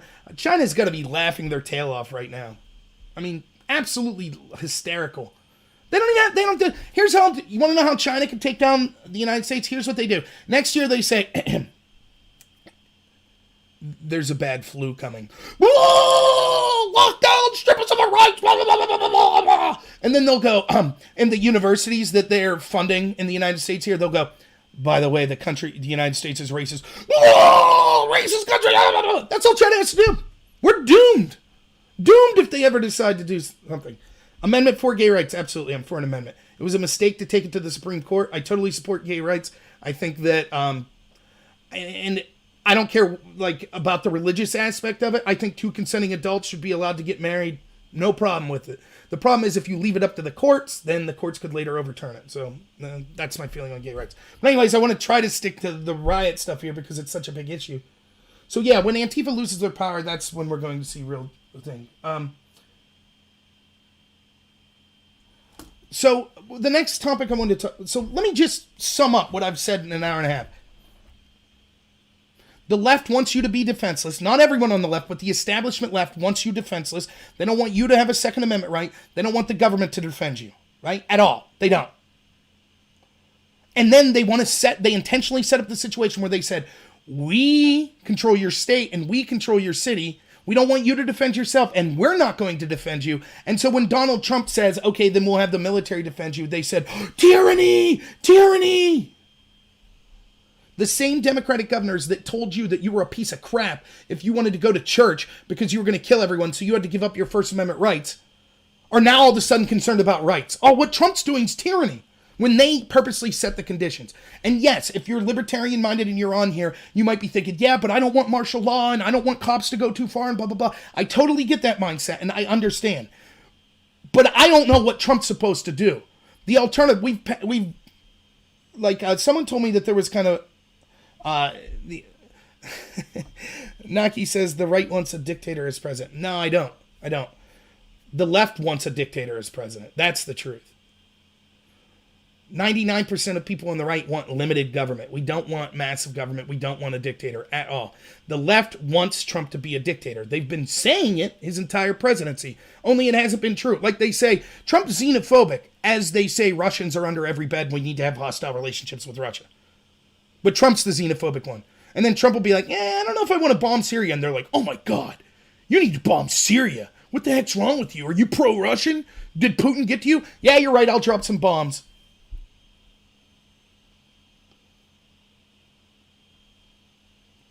So, it's the left that wants the dictator. That's what they want. They keep setting the conditions. We're going to spy on Trump. We're going to have leaks constantly. We'll have the media make up lies about him. We'll do all this crap. And then when he cracks down, we'll go, dictator, dictator. You have to leave a spy on you, Mr. Trump. And if you don't, you're a dictator. You have to leave us burn down cities.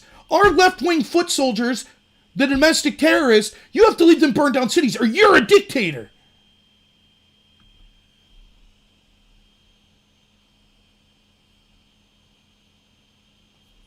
That's what we see. So they want you defenseless, totally. Literally, you can see in that comment there, the person on Periscope made.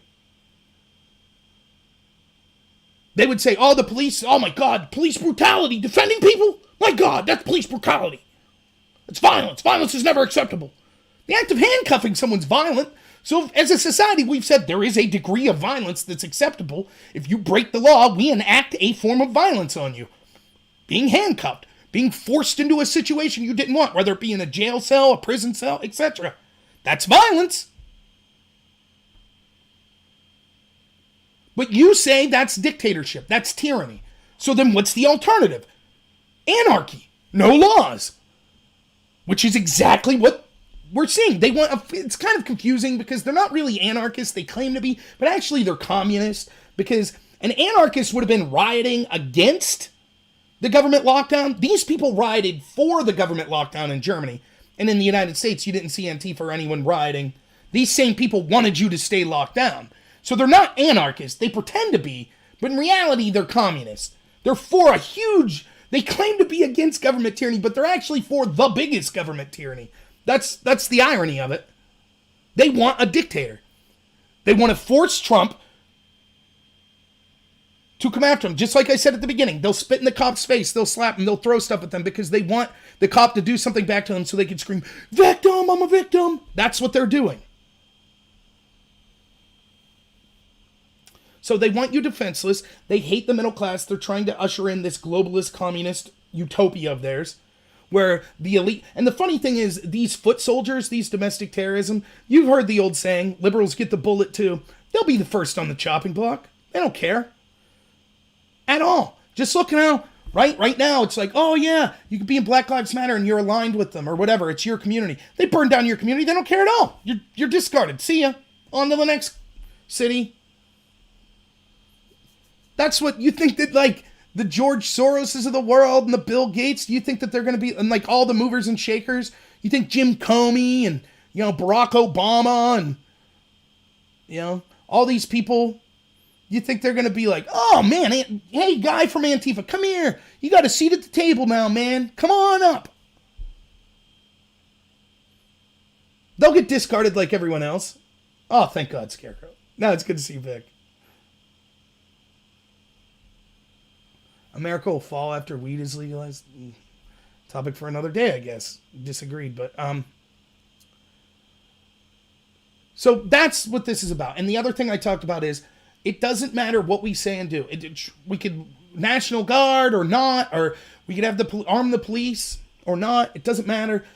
These riots are inevitable. They will happen again and again because the narrative is controlled by people that say that this is a racist country. And so all they have to do is say, okay, we're going to put 1,000 people sifting through footage. Find a cop doing something bad to a black man this month. Boom, there we go. New issue. That's it. Anytime they want. Anytime. That'll be it. So it's time to start arguing back against why that's garbage. Now, one of the things I wanted to put that goes along with that lie and the idea of you have to be truthful, it was something I was kicking around and I think I'll do a little video on, but see what you all think about this. I do this as well. You want to know how the people we're dealing with are racist? You want to know how we all implicitly know? See, a lot of times you know things that until you articulate it, you don't even realize that you know them. I've said this. You've probably said it if you're against these riots. Everyone I've seen on TV that's a right-winger has said it. Everyone. Everyone has said the following. You ready? Okay? I don't understand what these rioters are trying to get justice for Floyd for. They're burning down minority-owned businesses. They're burning down minority-owned homes. Now think about what that statement means for a minute. Why did I need that adjective? Why couldn't I just say they're burning down homes, they're burning down businesses? Why did I have to say they're burning down minority homes, they're burning down minority businesses? And you want to know why? And I didn't even realize it, but I was just thinking today, like, why do I keep saying it like that? What's going on? Let me tell you why you say that. You ready?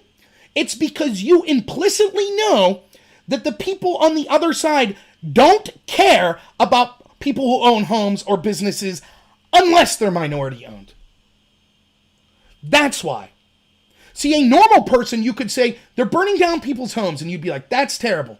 But if you're a racist, it's like, I don't care, this country's racist. So what? They burned down Target, that's an evil corporation. So what? They burned down some wealthy white guy's home. Who cares? Because you're a psychopath. You don't have compassion. You only have compassion for a certain subset of people. And this happens all the time. I know this, right? I would argue with this when I was in debate, right? You could be like, listen, illegal immigration is really bad for the country because it competes with jobs and blah, blah, blah, blah, blah. And they're like, I don't care. Screw it. The average American's a piece of crap anyways. Illegal immigrants are better than the average American. So then you had to phrase it like this. You're like, okay, they directly compete most with African Americans. Oh, okay, now I'm interested. Now I got it. You see how that works? We just know implicitly. No one's going to care on that side if you don't say minority owned. And I talked about this the other day. There are literally one of the ways you try to protect yourself if you're a business owner or a homeowner in a place you know it's going to be rioted. You know what you do? You take a sign and you write minority owned and you nail it to the front. Now, it doesn't guarantee you safety, but you're far less likely to be looted if you're minority owned.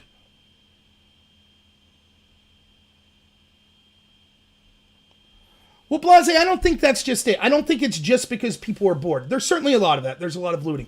But the agenda behind this is more than that. It's definitely that they want to crush this country. It's definitely that they want to end personal possessions. They want to usher in communism. Yes, there are people underneath. That's why you can see the Antifa types. You see the wealthy, you see the people that don't really look like they're from the community, right? Whether it be because they're white or they come there and they have completely different clothes. They look like they were prepared for something, right? You see them directing stuff. They're paying people. They got bricks set up everywhere already. They have all this stuff. It's staged, right? Those people, there's an agenda. Yes, there are morons below them that are just LARPing or that are just trying to loot TVs, but they're helping that cause. That's what's going on. Yeah, of course, that's exactly the point that I'm making today. It's all played up. The mainstream media and the Democrats played up the narrative that cops are hunting black people. It's not true. They played up the narrative the country's super racist. It's not true. They defend Antifa and stuff. They say it was white supremacists that was doing all the rioting. Now, I want you to think about that. Again, this is some of these lies. I go through phases. I'm so pessimistic about the future of our country right now. So pessimistic. And it's not just because these riots are stuff. It's because I'm starting to realize you think that if you have logic, you can persuade people at least somewhat. I know it's really hard. Someone who completely disagrees. Like if you're a Republican, someone's a Democrat. It's very rare that they're going to be like, "My God, you're right. I'm now a Democrat," or "I'm now a Republican," right? But you like to think that there is a baseline. Let me put it this way: in order to have a debate, you have to have an agreement about what the topic is. This was one of the reasons that collegiate debate was so insane, was because you would pick a topic at the beginning of the year. So let's say subsidies. And then you're either affirmative, you defend that topic, or you're negative each round. So half the time you're affirmative, half the time you're negative. So you would have an agreement. The topic will be subsidies. I will defend, you will oppose, right? It's more complicated than that, but that's the gist of it. But in order to have a debate, you have to agree on what you're talking about. But the cultural Marxist postmodernists, they would say, no, you'll stand up and talk about subsidies. I'm going to stand up and talk about the evils of white men. What does that have to do with subsidies? Who cares? And if you try to force me to talk about subsidies, you're a slave owner. The truth doesn't matter to postmodernists. They don't care at all. But the point is you have to have an agreement or there's no debate. It's just speeches going back and forth, two ships passing. There's no interaction. So if I'm sitting here and I'm like, okay, Scarecrow, let's have a debate. Trump or Biden? All right, I'll say Trump. You're up. And you say, yeah, I like chocolate ice cream. Here's 10 minutes on chocolate ice cream. And I'm like, okay, but Trump's the man. And you're like, yeah, but chocolate ice cream. What does that have to do with anything? It's not a debate.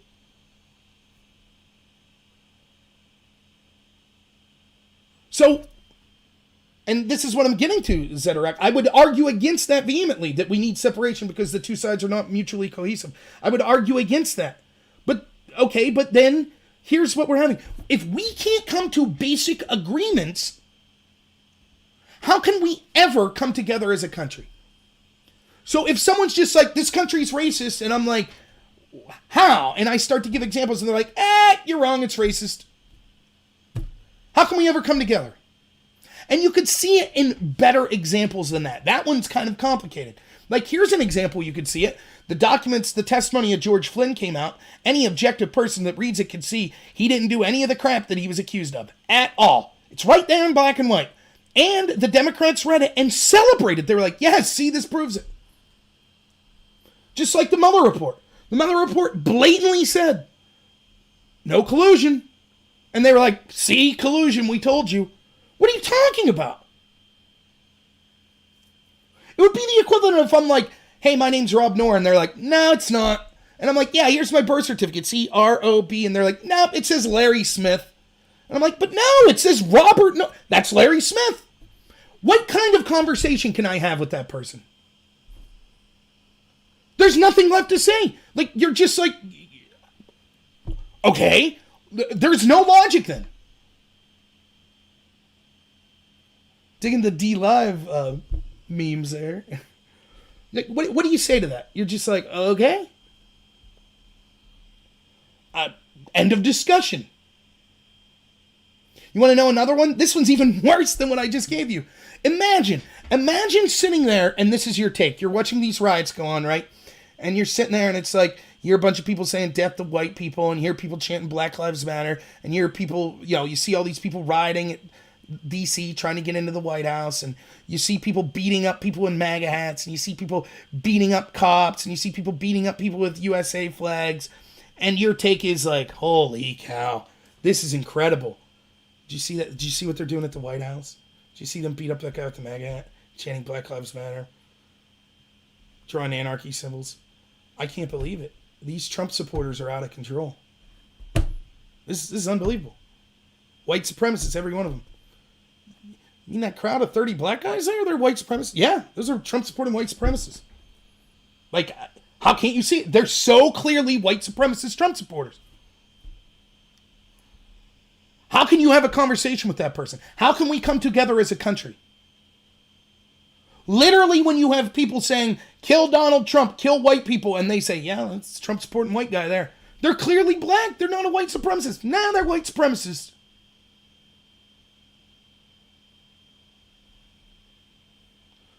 Right. There's another good point, Zetterock. Trump yesterday was a coward hiding in a bunker. He comes out and gives a 6-minute speech, and now he's an authoritarian tyrant. So let me just show you something. Hopefully the window is working.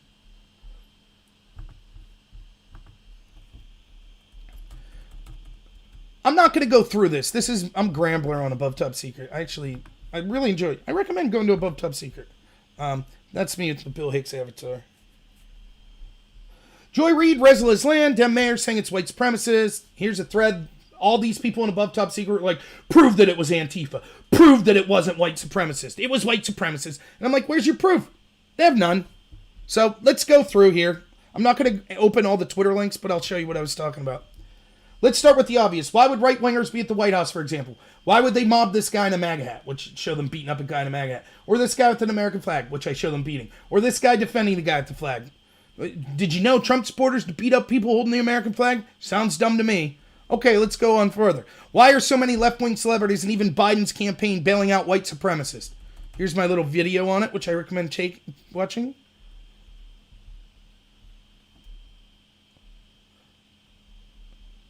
And then they say it wasn't Antifa. I'm like, okay, so let's just go through it. Here's a black-clad illegal standing in front of an anarchist logo discussing how they're happy to have burned down the police station coming for ICE facilities. That's from Unicorn Riot, which is basically Antifa's news service. Here's Antifa tweeting tactics for the riots. Same one with another Antifa logo. Here's them tweeting a reminder to keep evidence out of your house. Here's a link to a Pittsburgh news station that's saying that these were anarchists that were arrested. Here's tons more people from Antifa celebrating the riots. Weird. It seems weird that the Antifa people are celebrating all these white supremacists rioting. Here's Antifa's praising them burning down the police station. More Antifa groups praising it. Antifa coordinating tactics in Portland. Literally coordinating about people on the ground in Portland. New York Antifa praising rioters tearing down statues. Why is Antifa praising these white supremacists? But and this is what I wanted to show you. It gets better. Here is the actual document from Antifa, from Rose City Antifa. That's Portland's Antifa. Now let's see what this says. This is the Antifa document. You ready for this? That they sent out to help everyone get ready for the riots. A massive wave of protests have sparked the police murder of George Floyd, has led to attacks on police stations and property all over the country. We strongly support the autonomous black-led rebellion against the racist police state. The situation has led to different groups with different agendas attempting to insert themselves, including some fascists and white supremacists. But don't spread disinformation, says Antifa. First question. You ready? You see it right here? Are these protests caused or led by white supremacists? Answer from Antifa, no. Many white supremacists are cheering on from the sidelines hoping for a race war, but we constantly monitor their social media and do not have evidence that they are participating on the ground in an organized fashion at this point, from yesterday.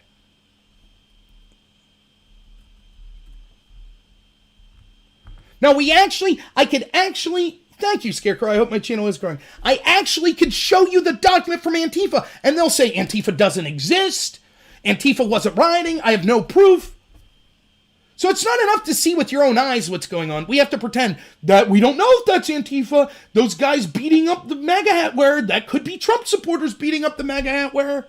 So they say we have to pretend that Antifa themselves are like, no, stop.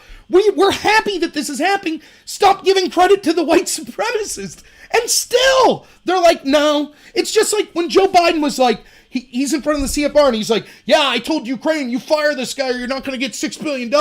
And so they fired the SOB.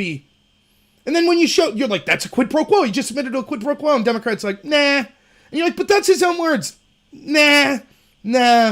Sorry, I don't believe that. I don't believe those words. Oh, but believe everything else Joe Biden allegedly said. But now I don't believe those words that Joe Biden said.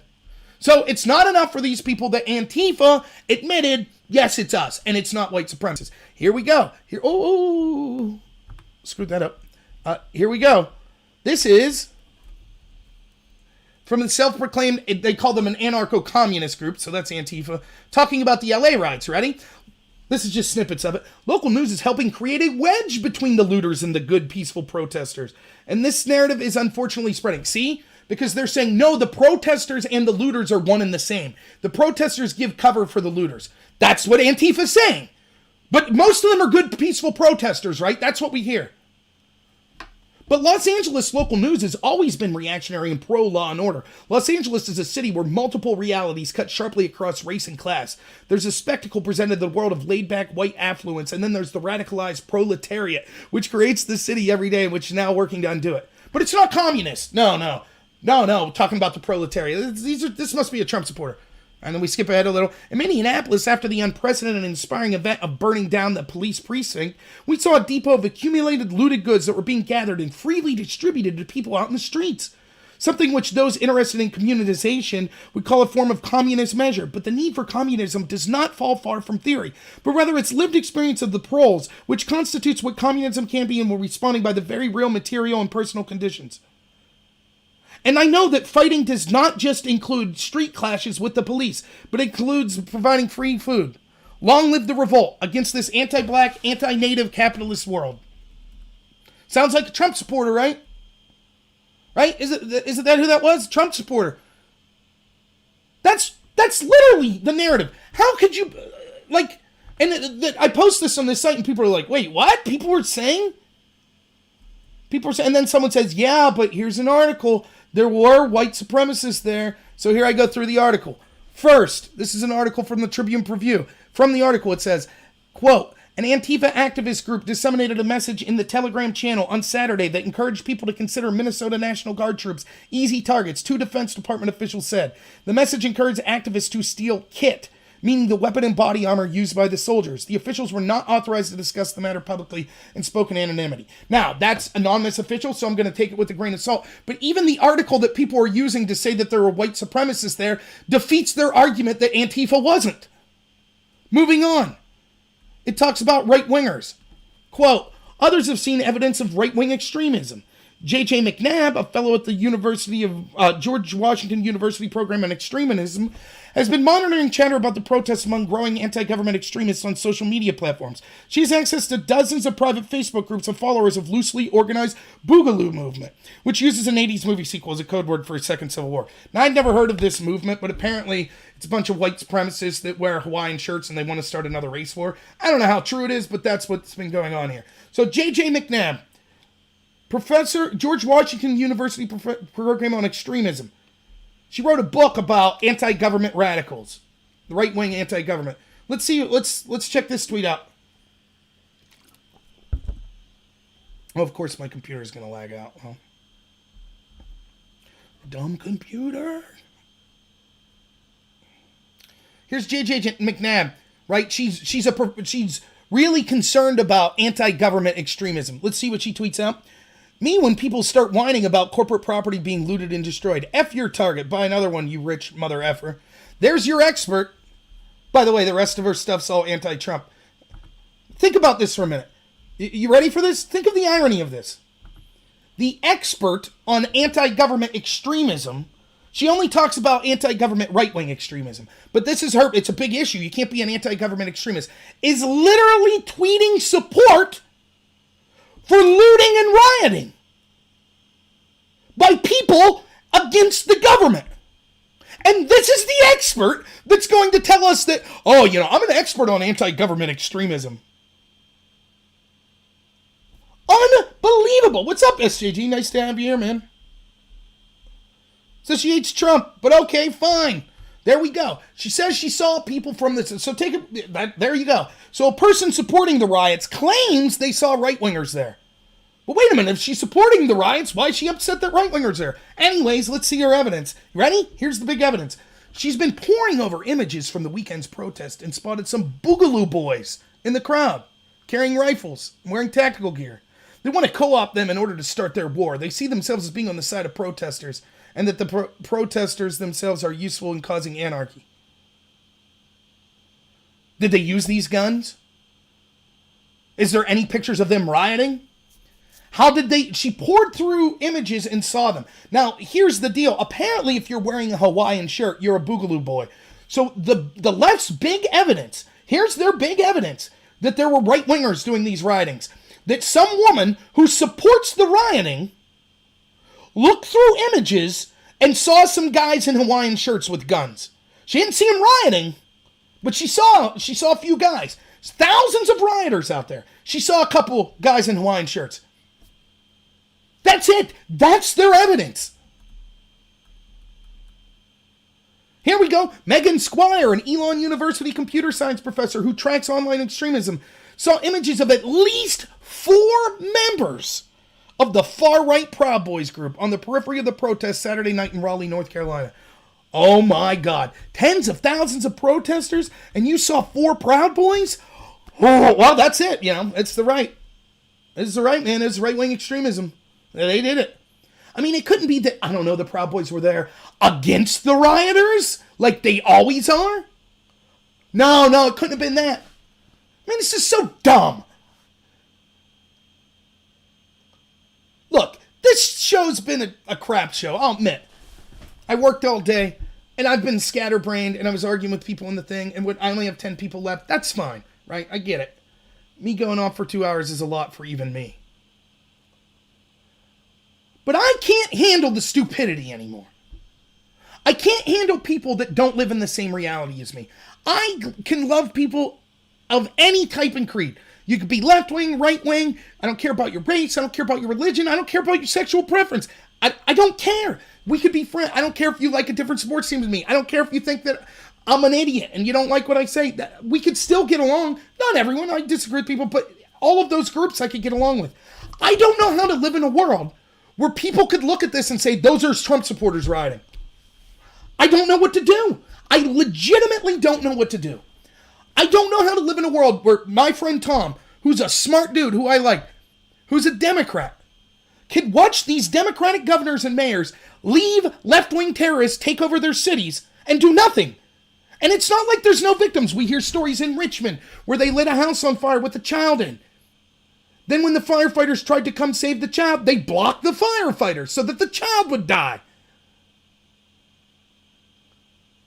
Or all the images you see of them beating people nearly to death and looting and burning and all this stuff. How you could look at that and see that the Democrat mayors and governors are either paying lip service to it, blaming the right wing, or just straight out ignoring it and allowing it to happen. And then your big take is, I can't believe Trump's trying to do something.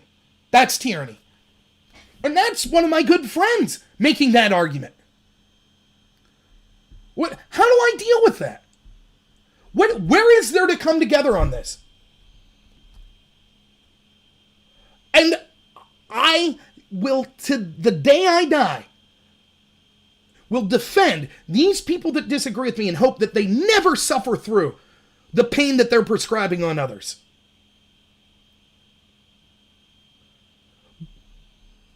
But I don't know how else it changes. I'll defend them. I still will. CNN pushes this garbage narrative. They defend Antifa. Then their offices get looted and attacked. And they're like, well, this is violence. It's vandalism. It's what Brian Stelter said. I don't want CNN vandalized, and I hate them. I don't want them vandalized. I don't. But they will never change their tune until they're a victim. Ever. Imagine living in a city. Let's say you worked your whole life and you live in Minneapolis and you're like, man, that sucks. That cop killed George Floyd. Heck, I would even go out to the protest tonight, but I have to work tonight in my mom and pop pizza shop or whatever. Me and my wife put together, we saved up all of our life. Got this pizza shop. Then they come through and they just start looting your shop. Your wife goes out to stop them, like this lady in Rochester we saw. So they beat her with a 2x4. You go out and you're like, stop hitting my wife. So they beat you senseless, right? They burn down your store. They take everything from you, right? Your mayor says, I ain't going to protect you. Tough luck. Sorry, on your own. So the president says, I want to come in and help protect your property. And you're like, thank God. Someone with authority and power is going to stand up for me. And then everyone turns on you and go, you support fascism. You support a dictator. How dare you?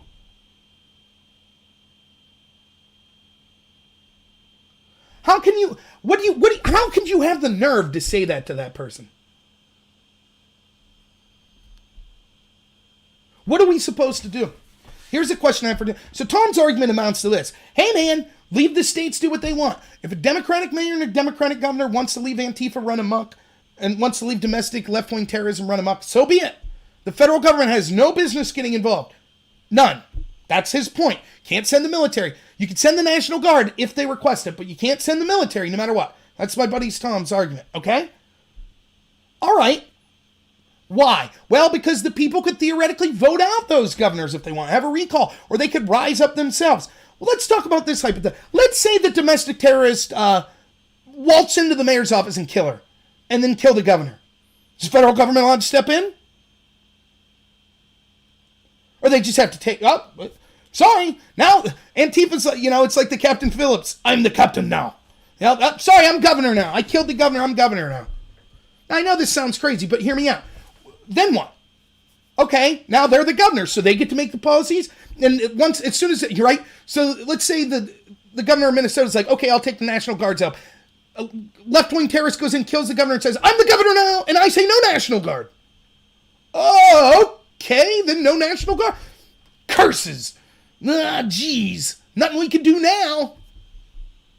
Now, I know what my buddy Tom would say. He'd say, that's an absurd situation. It would never happen. But yes, in that situation, I guess then, because they're killing government officials, you can go in. To which my counterpoint is, oh, so if it's government officials' lives in danger, then the federal government could go in and it's not tyranny. But if it's just the regular person, screw them, right?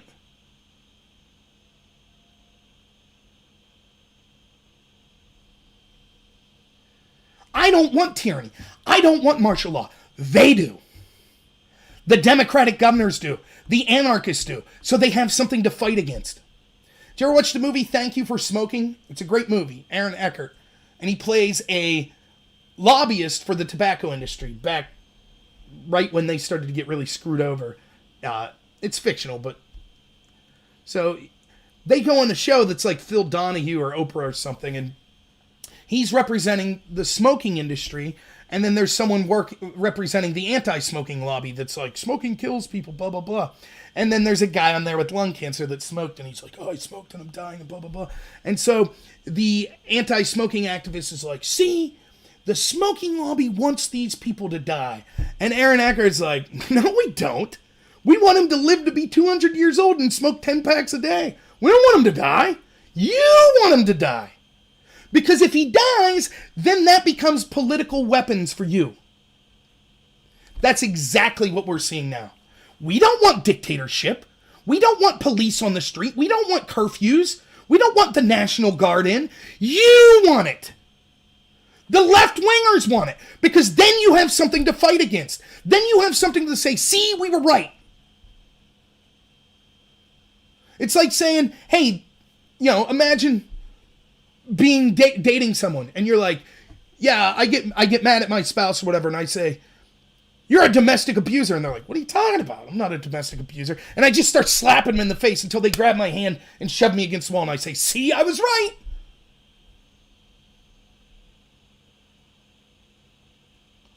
We want something done about law and order, of course. But it's not like we started off saying, most conservatives are small government people. It's not like we started off saying, okay, we won, now let's have police on every street, let's have curfews. No one said that. But that's the hand they forced.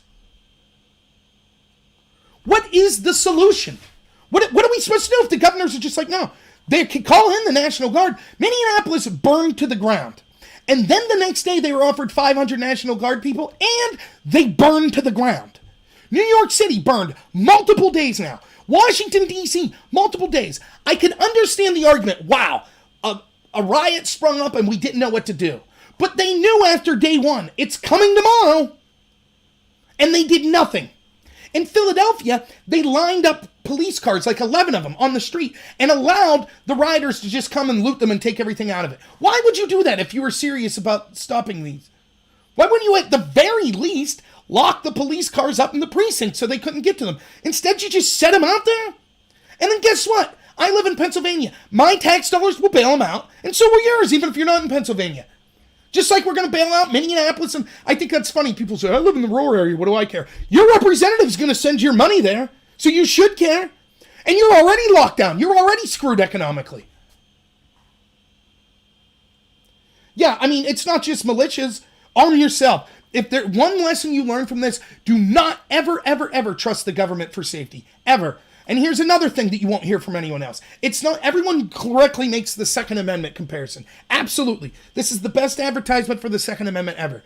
But it's more than that, right? It's an advertisement why you can't trust the government ever.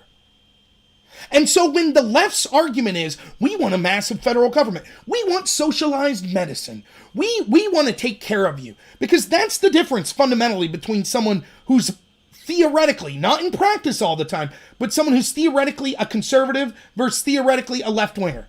The conservative says, like I do, I put my faith in the individual. I think that we predominantly are the best actors to make choices for ourselves. I believe in personal liberty and personal responsibility, right? They say, no, people don't know what's best for themselves, so it's up to the government to take care of people. Do you trust the government to take care of you after this week?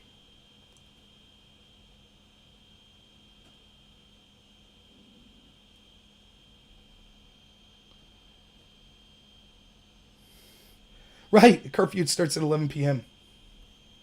I mean, I don't know what else to say, about this. They don't want you to have a Second Amendment. They don't want the governors and the local police to defend you. They think it's tyranny if the federal government defends you. They think that you're a criminal, evil, would-be murderer if you didn't want to stay locked down and wanted to go to work. But they support the rioters.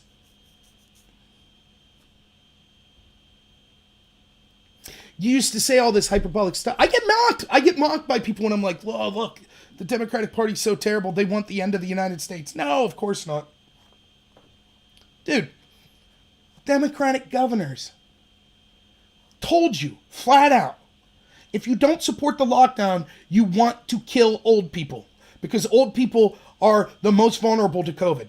As they were telling you that, they were taking COVID patients and putting them in nursing homes with other old people.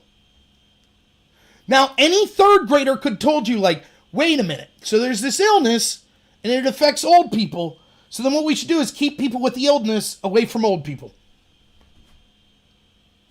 You could have taken any third grader, and they would have did better than Governor Wolf, or Cuomo, or Whitmer, or Murphy. Period. That's the most common sense thing in the world. They didn't know. Just like the FBI, we didn't know that you weren't supposed to manufacture evidence to spy on your opponents. We just didn't know. We didn't know. We didn't know we weren't supposed to do that. We didn't know that if we knew that this population, old people, were the most vulnerable to the virus, that we shouldn't intentionally trap them in buildings with the virus. We didn't know that. Sorry, our bad. But oh, by the way, you still have to stay locked down because those people died. Now, these protesters, they're peaceful. And yeah, they don't have to support the lockdown.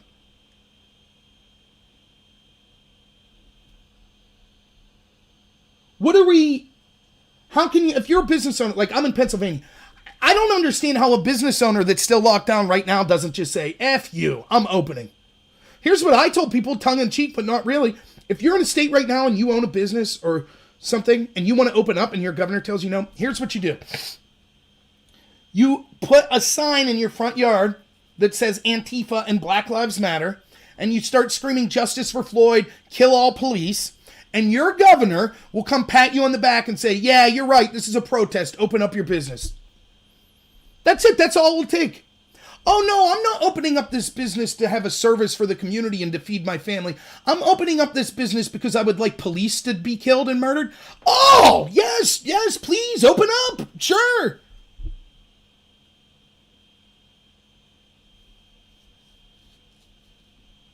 See you, SJG. Thanks for being here, man.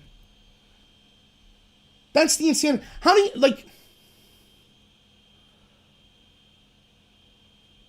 Oh, it must be talking about me if you're talking about chest hair. You should see my shoulder hair if you like the chest hair. I remember one time when I was still, before I was married, I'm dating my now wife, and we're laying in bed one night, and she's like, there's something I have to tell you. And I instantly was like, oh, she's breaking up with me. I don't know why she was with me in the first place. I was like, okay. And she's like, it's kind of really important, and you're not going to like to hear this. And I'm like, okay. And she's like, I can't stand your shoulder hair. It's so disgusting. I was like, oh, okay. Shoulder. It's shoulder hair. That's all you get. But I'm married. Sorry, Mateo. But yeah. So, look, you still got to keep a sense of humor. You can't let stuff get you down. Like, it infuriates me. It infuriates me unbelievably. You know? But do we take to the streets to stop them? Eventually? Arm yourself right now. Count on yourself. Get friends and neighbors that you know, that you talk to. Like, you need to have that conversation at least. You definitely do. You need to have the conversation with the people in your community. What is our plan? I live in rural Pennsylvania. I guarantee you this week I'll be talking to people. It's cool because my father-in-law's a cop and owns a gun shop, so I'll be good to go defense-wise. Have that conversation. I don't know if it's worth you loading up a militia and going into a different city. That's what they want, and the police will treat... Again, I'm not joking. I saw in LA, right before I came on, I saw this, and I bet we could find it later. I literally saw this, where you had shop owners arming themselves, and the police, rioters trying to come at them, and the police took away the shop owners. So if you go in, if you form a militia and go in, these Democratic mayors, they will crush you. They'll use the full force of the police against you. And then everyone will say, and here's another thing, right, that I forgot to talk about. This was another thing I wanted to talk about. Riots in Lancaster. I know, Storm. Bethlehem, Lancaster, Butler. If you're in Pennsylvania, maybe you know some of this. There are riots in Butler. It's 40 minutes away from me. I would have never thought that we'd see riots in Butler. But, so talk to your community, get armed, and have a plan. And when they come for you, you don't just shoot people. You don't do that. You don't use violence until the violence is directed at you. Let them see you're armed and they'll most likely leave. But if they come for you, you don't shoot to wound. Don't do it. And I'm not someone who's a self-defense expert, but I'm just saying, only use force if it's life or death. If it's life or death, you treat it as life or death.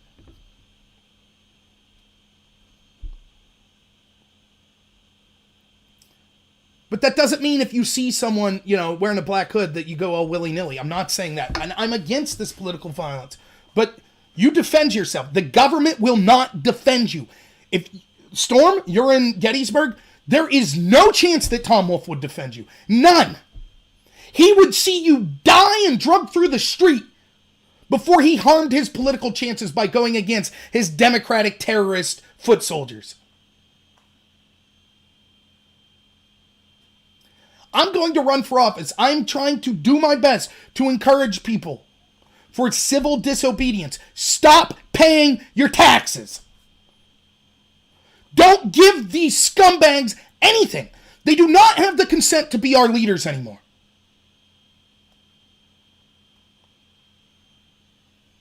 I don't know what else to do.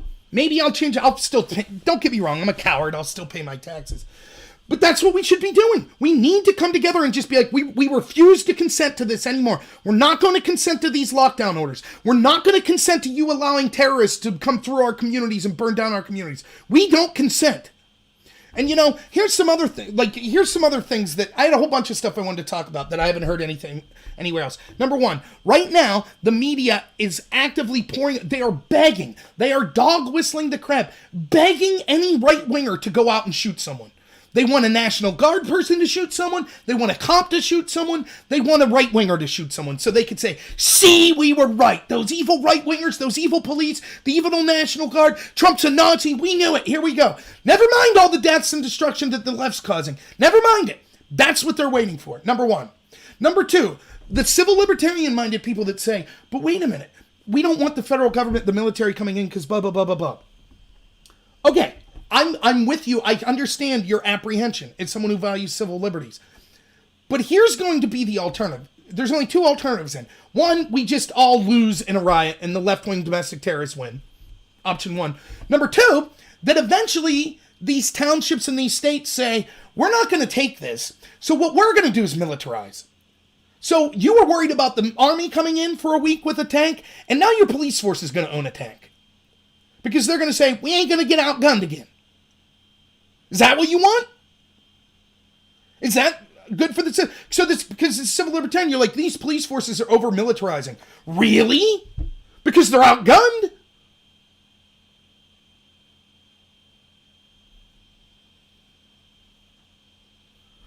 Right? So it's like you're damned if you do, damned if you don't. Again, I don't want martial law, but what are we supposed to do if the governors are like, I refuse to accept the National Guard? The solution is the governor saying, yes, we're outgunned, bring in the National Guard. That would be the best case scenario at this point. But if the governors refuse to accept that, how is that not evidence that they hate America and want their state overran?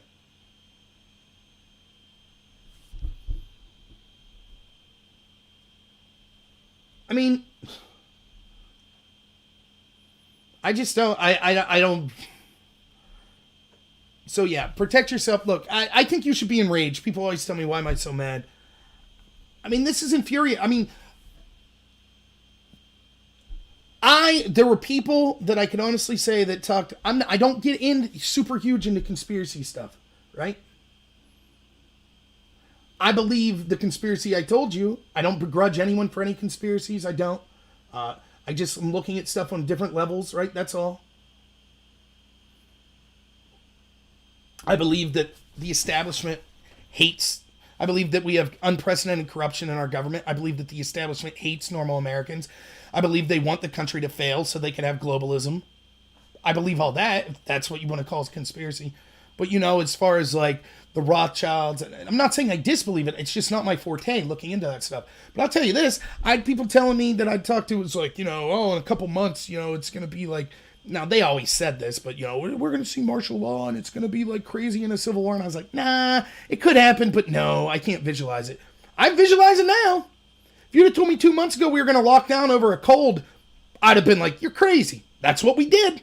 If you would have told me the response to the coronavirus would be, if you don't lock down, you're a scumbag that wants to kill old people. And so in order to save old people, we take old people with COVID and then lock them in a building with other old people. I would have said that makes so little sense. There's no way that could ever happen. That literally happened in state after state. And then immediately followed by, we now have governors telling you, if you want to go to work, you're a scumbag that they'll come after and you're a would-be murderer, but the person burning down the city is a hero. That's literally what we're doing. Like that. And is it coincidental? Look, I've been very critical of Bill Barr, and I've proven over and over again that people in the establishment intel community have committed crimes and they should have been locked up with it, with public evidence that we have right now, and Barr's let them off the hook so far. But is it a coincidence that we're going to start to have Obamagate investigations and testimony here this week, and this crap's happening? No one really cares about Rosenstein testifying Thursday, do they? Or is it Tuesday?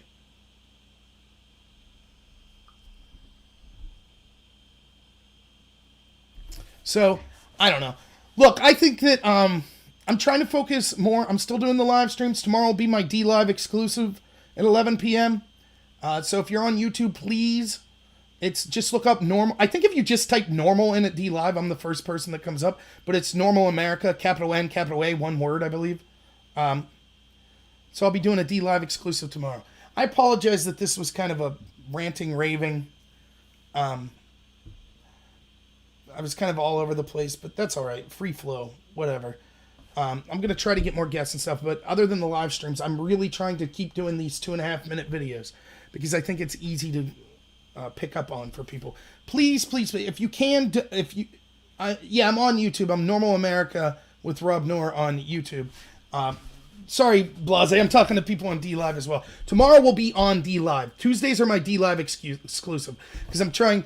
Look, just for those of you that don't know, I did a video where I was like this. Let's see if I can redo the voice. Like I'm a Bernie supporter, and I'm totally upset about the fact that there's tyranny everywhere, and it's just like infuriating.